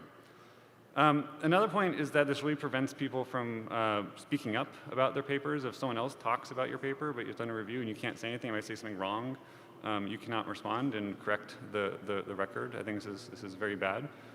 Lastly, we often talk about this stuff in terms of without having any data behind things. Someone pointed me to a paper led by Shavri Rastag at CMU. The title of the paper is called "To Archive or Not to Archive: A Study Quantifying Pros and Cons of Posting Preprints online." This is a paper that studied basically the impact of posting papers online. There's a very interesting table in that paper about ICML, which does not have a social media ban. This is table 5 on page 16. It showed that reviewers basically did not discover papers from authors tweeting about it. Reviewers discovered papers from talks in our archive. And so I think one of the main reasons to have the social media ban potentially would be to make the peer review process fair, but there's evidence saying this is probably not, it actually just doesn't matter, right? So anyways, I several of my co-authors here stand behind me, and I don't know why I got stuck up with representing everyone, but we really think that this is a motion that we should repeal. So. Great, thanks, Carl. Are there other people in that mob? Yes, here we go. Hello, my name is Dmitro Mishkin, Czech Technical University in Prague. I'm like super pro this motion, and let me give some example from my experience. So I have quite a followership, and I think it was at least 4 times. Then I saw that there was wrong takes about papers, and authors were not able to rebut this for 3-4 months, and that this 3-4 months they were not nobody would read this afterwards. And also the same many times when I tweeted about the paper, someone's paper, then authors were saying, oh, thank you, now we can have some visibility, and that's from small labs and other stuff, and why they cannot do that themselves, right? Someone is lucky and someone is not. I don't think it's fair at all. Okay, thank you. Is that the author of the original motion, I spy? Hi, Michael Black from Max Planck and Meshcapade, and I am guilty of being the author of the original motion.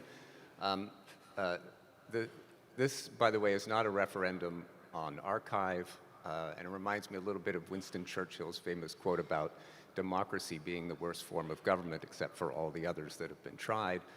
This is an imperfect motion, the original one. Absolutely. Many of the points that have been made are absolutely true. It is, but let me give you a little context. There was a motion before this motion, and I made that one as well. There was a time before social media was so prominent, and at that point, large institutions, at that time it wasn't so much the companies, but large universities with PR machines would get involved and during the review process and put out press releases. And these press releases were often picked up by major organizations like the New York Times. And if I read in the New York Times about something, well, I tend to think that that must have been well researched, and New York Times wouldn't report it as the paper of record if it weren't really true.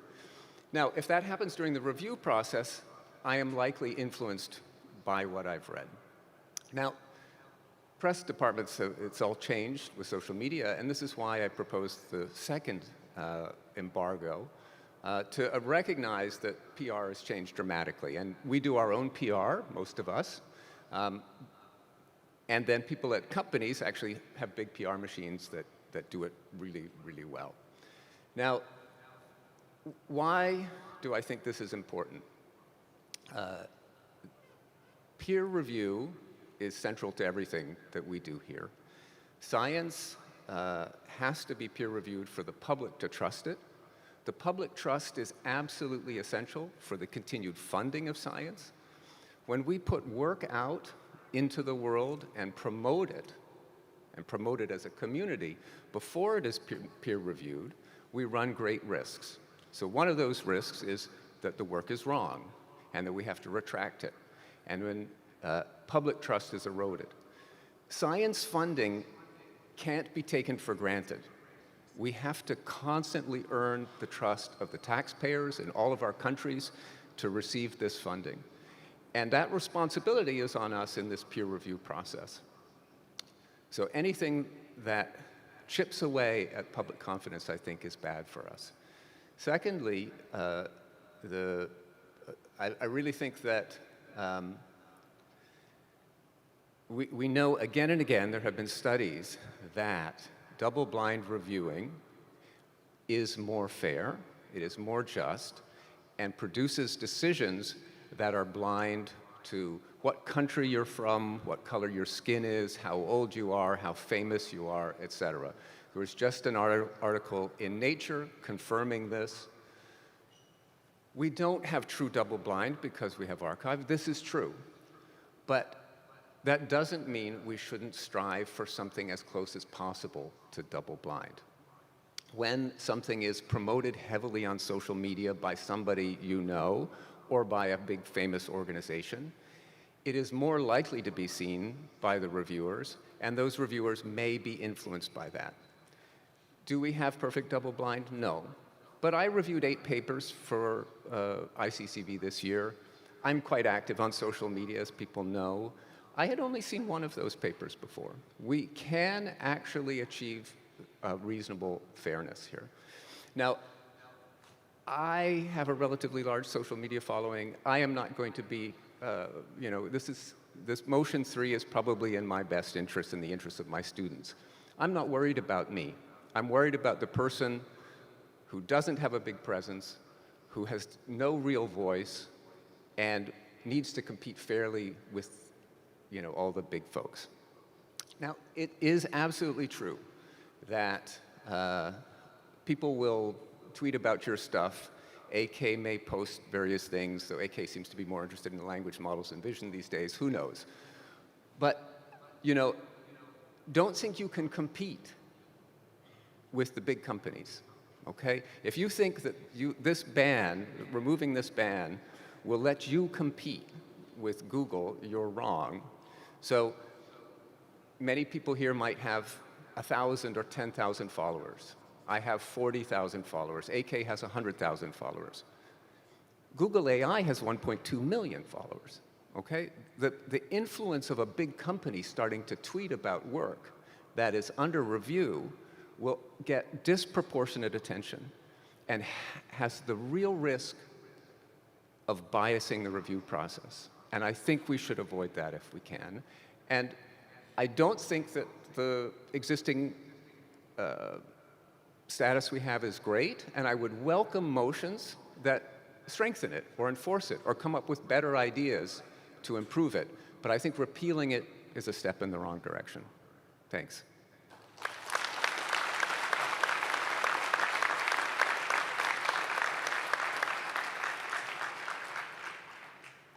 So I agree with a lot of what my honorable friend from Tübingen has said.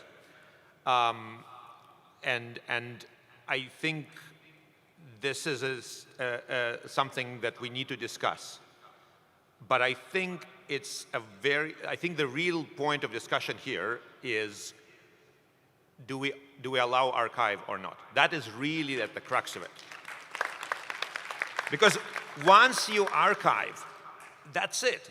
The bird is out of the cage. Then it becomes this weird double-speak thing, and it's just weird. And there is plenty of journals that do not allow archive, Science, Nature, and there is a media ban and all that stuff. We could go that route. There is other problems. NLP conferences have gone that route, and there's issues. So it's a big step. But that's, I think, what we need to discuss. Now, if there is no appetite to ban archive, then I think we need to be just consistent. And I'm not a big fan of Twitter.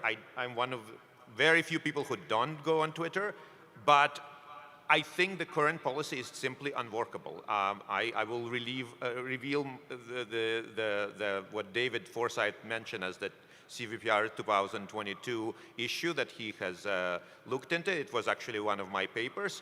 My student, who is also not on archive, not on Twitter, made a mistake, didn't realize that he needed to make the YouTube not public and disable comments.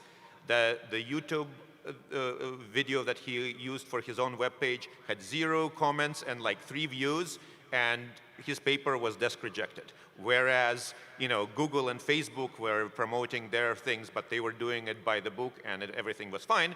David Forsyth looked at this very extensively, and his resume was, no, this is consistent with the media policy as passed by PAM-ETC. So there is nothing that he could do, but I think that was part of the reason that in his assessment, there is basically no way to make this workable. I think I agree with that. I think there is a question about whether we should allow archive or not, but that's a separate issue. And I think this half measure is not working. We should get rid of it.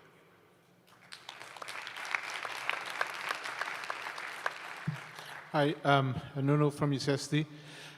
So I can see both points of this debate, and if there's a question of unfairness, I mean, that's a good point. I think that I'm with Michael more along the side of we really need to think about what are the long-term consequences of this for the reviewing process. I am a firm believer that anything that undermines the blind reviewing is a bad idea in the long term. And just making, we're like sort of easing ever more the constraints, I think it's a bad idea. At the end of the day, it takes 6 months for the paper to be reviewed. I don't think it's the end of the world if we have to wait until the paper is accepted to announce it or whatever. And I do think that there's a serious cost in terms of undermining the fairness of the review process. There's a second component, which is that seeing a paper on Twitter is not the same thing as reading it. We're like inundated by things on Twitter.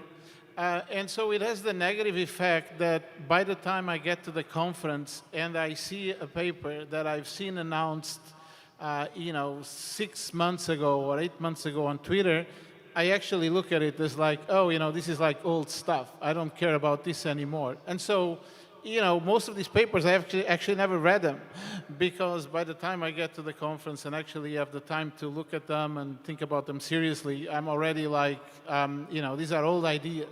So, and I think it undermines the excitement of the conference as well. When we get here and there's a lot of papers that are like, just feel old. So I think all of this needs to be thought about, and I know there's a lot of, worry about branding and sort of, selling out stuff and, going with the companies and so forth. But that's not, I don't think it should be a major function in what we decide to do as, a scientific body, and we should have that in consideration.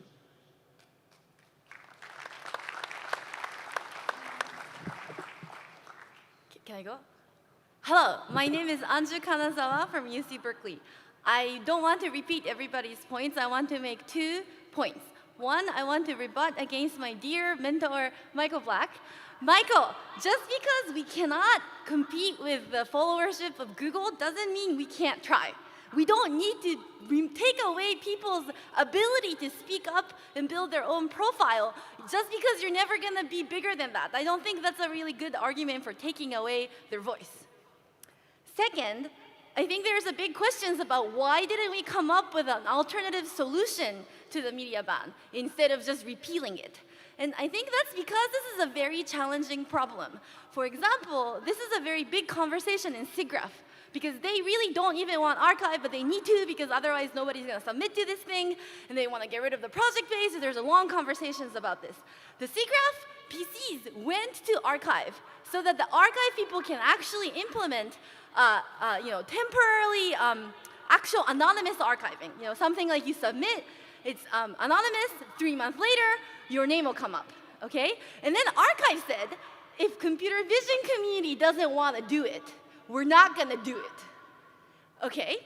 And what's happening to us right now? Well, we have this rule right now, which is suboptimal, and I decided I think it's good that we just repeal this ban. Instead of being stuck in a perpetual suboptimal location, I think we should put ourselves up onto the saddle point so that we can discuss what are the other solutions. I think if we don't undo this repeal, we cannot actually think about other solutions that would be better and that will go towards the directions that Michael is arguing for. Thank you. All right, I see Raman ready to respond about archive. Yeah, for reasons that are somewhat obscure, I'm actually running archive these days.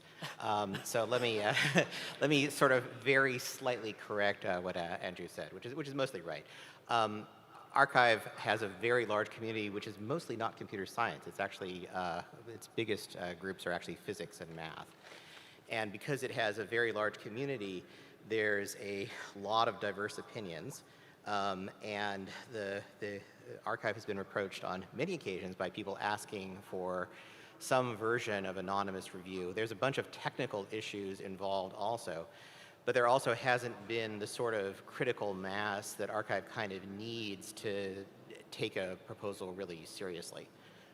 And that's sort of, I think, what Andrew was referring to. So basically, in order for archive to do something like this, you have to meet a couple of criteria. You have to have a technical solution, because there's some technical issues involved in supporting double-blind. You have to have sort of enough critical mass of groups that really want it and that are prepared to come up with, where you can actually say that the graphics community wants this, and the vision community wants this, and the machine learning community. At that point, it goes to a large group of scientists, most of whom are not computer scientists. And while I personally am completely neutral on this issue, I was surprised to discover that when you talk to physicists, there are people who are actually very much against double-blind in archive. So it's not, I think we all think that it's kind of obviously the right thing, but there's actually, it's not clear what the consensus is. So I hope that's useful.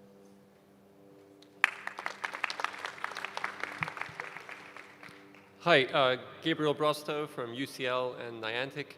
And maybe also more pertinent, I was one of the co-PCs for ECCV last October, and I understand that the current ban that applies to CVPR may be imperfect.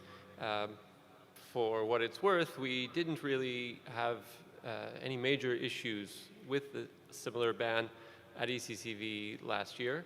And I don't want us to overreact by throwing away maybe an imperfect ban in order to then open the floodgates.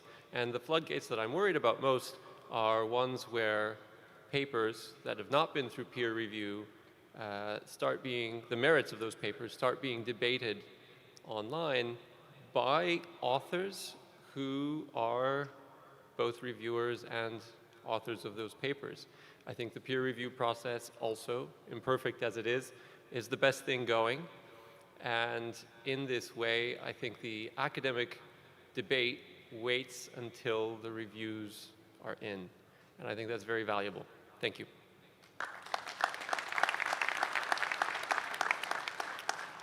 I have a question. Who has a journal publication, like in IJCV, PAMI, like whatever? Please raise your hand.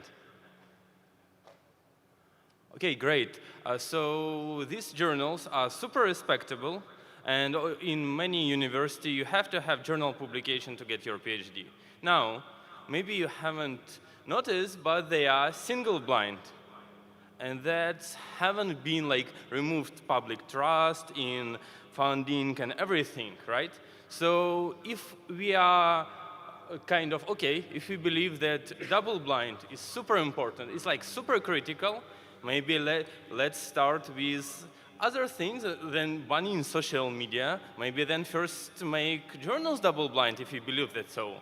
And if we don't, if we are okay that IJCV and PAMI are single blind, maybe banning social media is kind of also okay, because it's actually still more blind than like any journal publication. Like, let's be consistent. Thank you. Okay, I'm Iri Matas. I want to bring to attention another point. We all behave under the assumption that the reviewer is strongly influenced by what he sees on media. And maybe we can reduce that influence. Maybe in the reviewing form there could be a tick box. Did you know the author of the paper? Did you find it on archive? Maybe like in a jury. That's the same like a jury. You can say, did you do everything not to come across these things in various media things? Even asking that, did it influence you, reduces the influence. It could actually go both ways. If you have lots of people who say, okay, these people with advantages should not get the advantage, let's review against them. So I think that we could say, okay, let's look at the review process, find the evidence whether people are influenced, and try to reduce the influence, for instance, by asking reviewers not to follow up anything that perhaps is related to the papers they are reviewing, and that would be seen as a poor practice, and they would be discouraged to do that. So we can check the review process and make it more robust towards whatever happens in the media.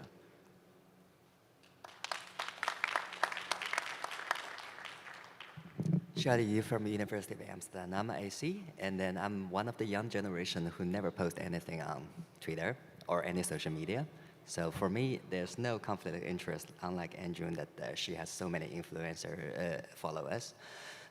My point is, first things first, we are a scientific conference, one of the most prestigious computer vision conferences. We need to prioritize fairness. Then the second is anything has conflict with the fairness of the review progress. It has to go to the second place and compromise. So I think the motion actually has a lot of controversial because I think the thing is this solution is not yet perfect. I agree that this may be actually reevaluated and everyone's proposing some possible solutions. But the thing is, I think the most important thing that the science has to be fair and the double blind has to be reinforced. Thank you. I'm Abhinav Srivastava from University of Maryland. I'm one of the proposers for the motion. And I just want to clarify that we are conflating a lot of issues with this motion. There's the issue of archive, double blind versus not double blind, PR versus not PR, and so on and so forth. All of those are important issues, but this motion does not deal with those issues. Right? Double blind archive policy, like Alyosha said, is up for debate, and we can have variety of motions for it. I've heard terms, this double blind and fairness to funding, fairness to the community, and so on and so forth. And I've heard that this current social media ban might be imperfect.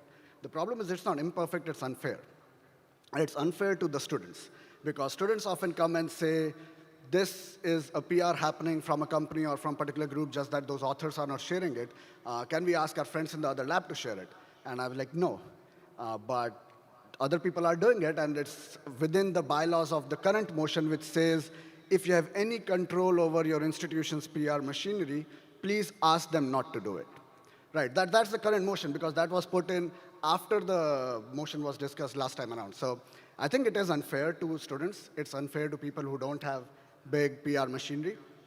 Imperfect, yes, it's imperfect. Repealing it will be imperfect, but unfairness is the main issue. So if someone has a proposal to make it fair, please propose a motion next time around. But till the time, I would highly recommend we repeal the unfair motion, irrespective of whether it's imperfect or not. Thank you.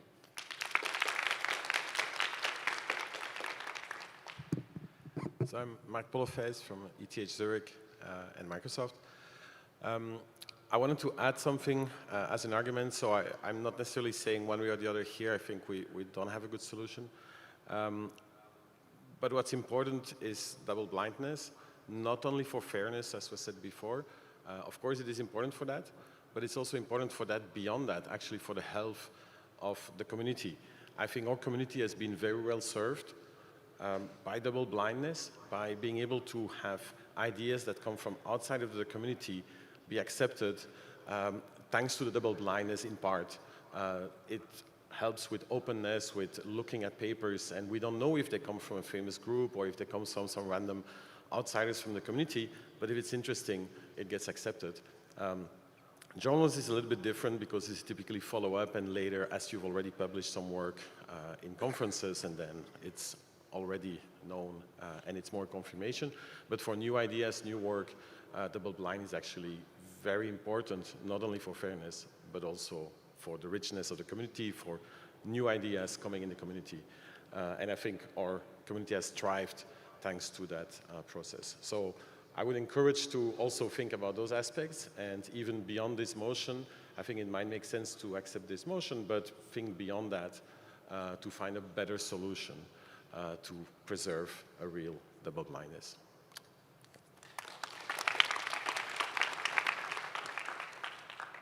Naresh Kuntur, agree with the notion that doing anything to downplay the importance of double blindness, I think, is a bad thing.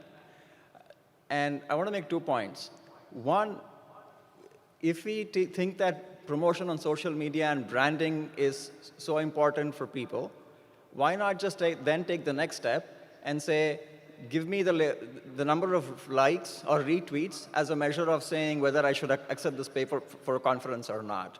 I think it minimizes the seriousness with which a reviewer is supposed to read the paper and give comments and not just react to social media, which is inevitably bound to happen. Second, beyond Twitter, there are other language social media which may not be open to the English-speaking world. So how then do we deal with messages posted on Chinese platforms? And how do we then communicate across these language barriers?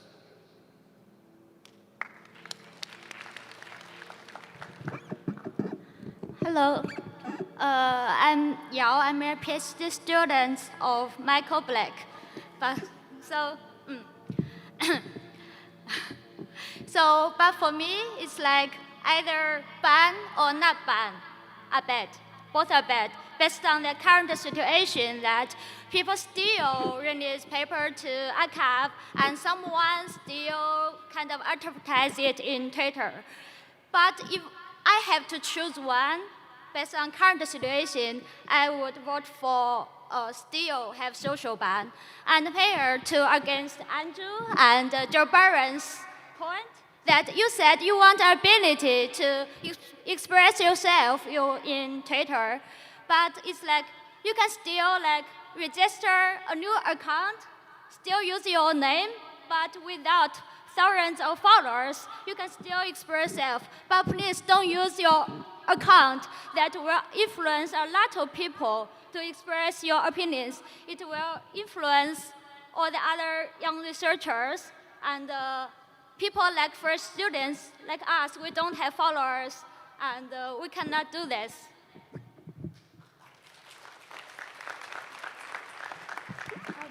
I really appreciate your take, and it's great to have a PhD student for once actually come up and talk. And that is great, but I find it a little bit bizarre that we are talking about Andrew and her 10,000 followers, and we're not talking about Meta AI and their 2 million followers who are publicizing their work. So it would be great to not attack our own and maybe attack big profit makers that are trying to profit out of their work. Because right now, the double blind of the ban is not applied to companies. And we can all pretend here and say, oh, yeah, but there is a ban. But companies right now do promote their work despite the ban.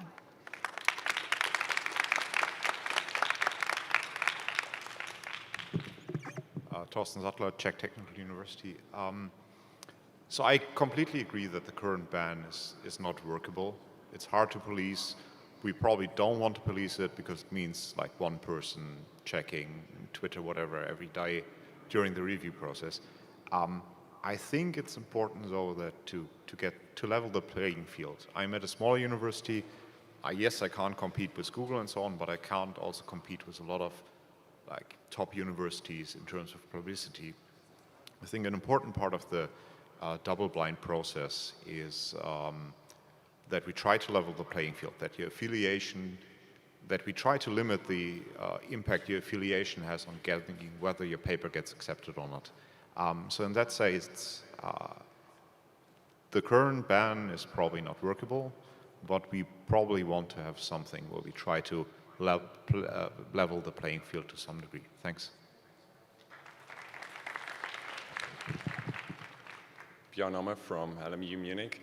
I've recently seen big companies trying to own narratives, or companies with a big press department trying to own the narrative. And still, like with this discussion, I always hear like a handful or two handful of companies actually having the leverage. And our solution then being that we try to give the leverage to thousands, kind of doing the same thing that we're worried about these few actors doing. Now, I'm a bit worried about containment if that's our solution to that problem.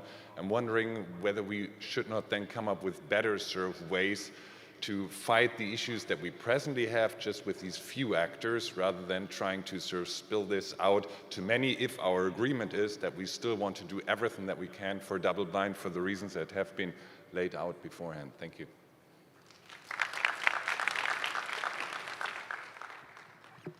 Hi, I'm Karthik from MBZUI Abu Dhabi. I mean, I'm not worried about all this discussion happening so far. I was just curious about one point in the motion which said, don't reveal the conference name. We are all CV and AI researchers. The moment somebody puts a paper, just looking at the formatting, I can guess the conference for which it was put. Thank you. That's true. There is some information leaked from the template. Good point. So, by the way, SIGGRAPH requires you to change the formatting to something else so that it doesn't reveal that it's SIGGRAPH because it's very distinctive. Maybe, Walter, you can clarify this for us. If we repeal the social media ban, my understanding is that the original press release embargo would still be enforced and has been enforced all this time. It may not have been fully implemented by the program committees. Now, if it is the case, as Georgia said, that companies are effectively doing press releases, whether it's through social media or any other channel, I would think they are in violation of the original press release embargo. And so repealing this motion wouldn't affect that. They would still be in violation, and that should be enforced, I think. You are absolutely correct. That other motion is not in play here. It remains in effect, and those companies may be in violation. And again, we do have reporting mechanisms. I'm sure David Forsyth will be thrilled if you flood him with violation reports. But yes, that's correct. Thanks.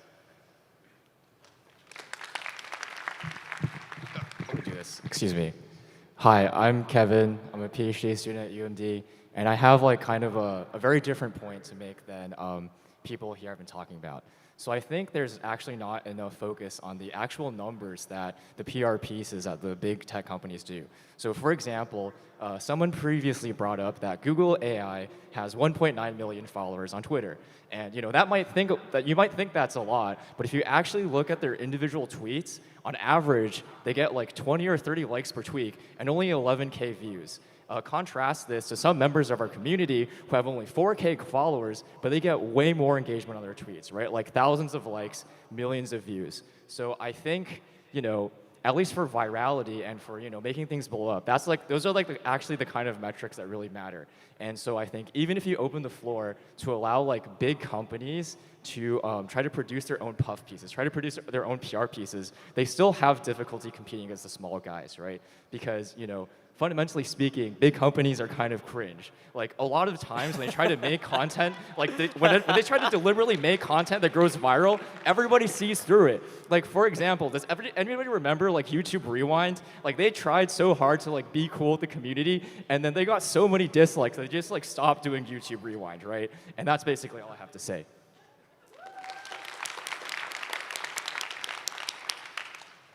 Matthias Niesner from TU Munich. So I'm a big fan of banning institutional promotions. I think that is not a good thing, and I hope that this will stay in place. But I think at the moment, what the effect of the social media ban is that it actually shifted away the power from the authors. So what is happening is you have a lot of aggregators on Twitter, like AK and so on. And these aggregators, they have different interests than what the authors do. They're moving right now to move actually papers, not to archive, but they're moving this to Hugging Face platforms. And what happens is students trying to get promoted by sending messages to these accounts. And these accounts right now, they do it, but only if you upload it to Hugging Face. If you're doing it to Hugging Face, then they're going to do it sometimes, maybe not. And I think this is a terrible situation that the authors have not any say in anything. The second point I want to make, I don't think it's a big problem that, you know, I mean, sure, there's a bunch of papers that get a disproportionately large amount of attention, they get viral. I'm not worried about these papers. I think these papers will get probably attention anyway. I'm worried about the smaller papers from students. For a student who has currently no chance to give a talk from a small university, they don't get invited, they don't like, you know, they go to like workshop talks at CVPR. For them, like getting like 30, 40, 50 people looking at their papers, that's a lot already. That's a lot more than you would care about. It's not a competition about being bigger than Google. I think it's a small community for some areas, and I think for these people, specifically new students from smaller institutions, to have at least any way to communicate. Again, they're not being invited to any talks, right? They can't have any talks whatsoever. For them to have any opportunity right now to contribute to any discussions. Right now, they can't even talk about their own papers if somebody misquotes it. They can't contribute to that.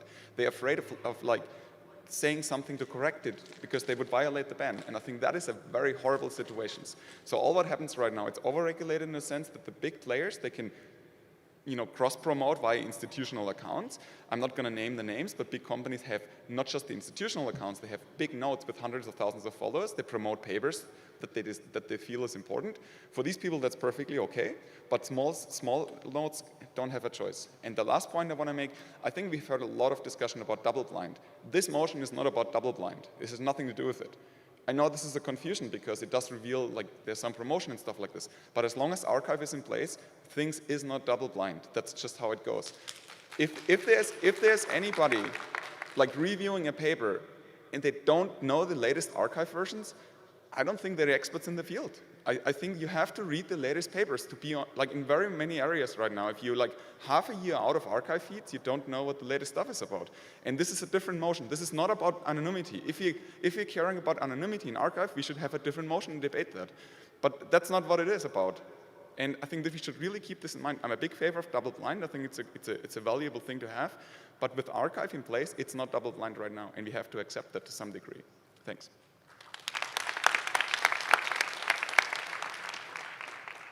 Hi, Pascal Mettes from Amsterdam. I'm going to add a small point I haven't heard, which is that the computer vision community is not independent of other communities. Think about the machine learning community, for example, which doesn't have this and has a large overlap with what we have. So, Walter, you talked about the SIGGRAPH moment, and this could have the unintended consequence that people move, for example, from CVPR to NeurIPS, where this ban doesn't hold, and we actually deflate this community just because the playing field is uneven. Thank you. Andreas Geiger, I'm program chair of this conference. I just want to re-emphasize one small point, which was already discussed earlier.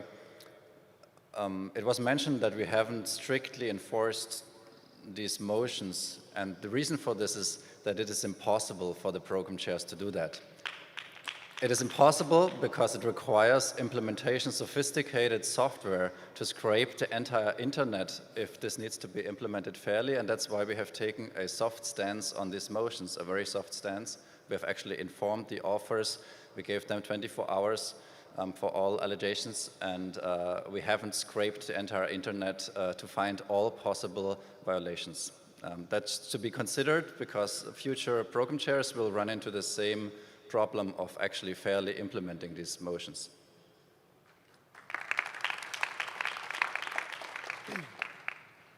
Hi, my name is Matt. I'm a PhD student at the University of Maryland. And there are just two thoughts that I had. One of them that I don't think I've heard enough about. And by the way, sorry, I'm in favor of the motion to repeal the ban. And I think it's important to acknowledge that we're not really, at least as far as I've seen, people aren't talking about concrete harms. That is, I mean, I'm young, but I'm also not aware of really this idea in the community that we can identify papers that didn't deserve to get in, but did because of their social media presence. Like, I have yet to find the big lab paper, whether it's a corporate lab or an academic lab, where they got a lot of attention and then the paper got in, and then I'm like, wow, that paper was below the bar for the conference. Like, are we seeing these harms such that we need a ban in order to mitigate said harms? And on the other hand, just as a rebuttal to those that acknowledge the unfairness of this current ban, but are in favor of not repealing it, I would just point out that I can't quite reconcile recognizing the unfairness, having the call for motions 2 months ago or whenever it was, and then not submitting anything to correct that. Or rather, I think it's important that we don't put ourselves between inaction because it's unfair, but that's okay because it's better than nothing, whereas it's important to move, in my opinion. Thank you. Hi, everyone. My name is Mohammed. I'm a PhD student at the University of Michigan.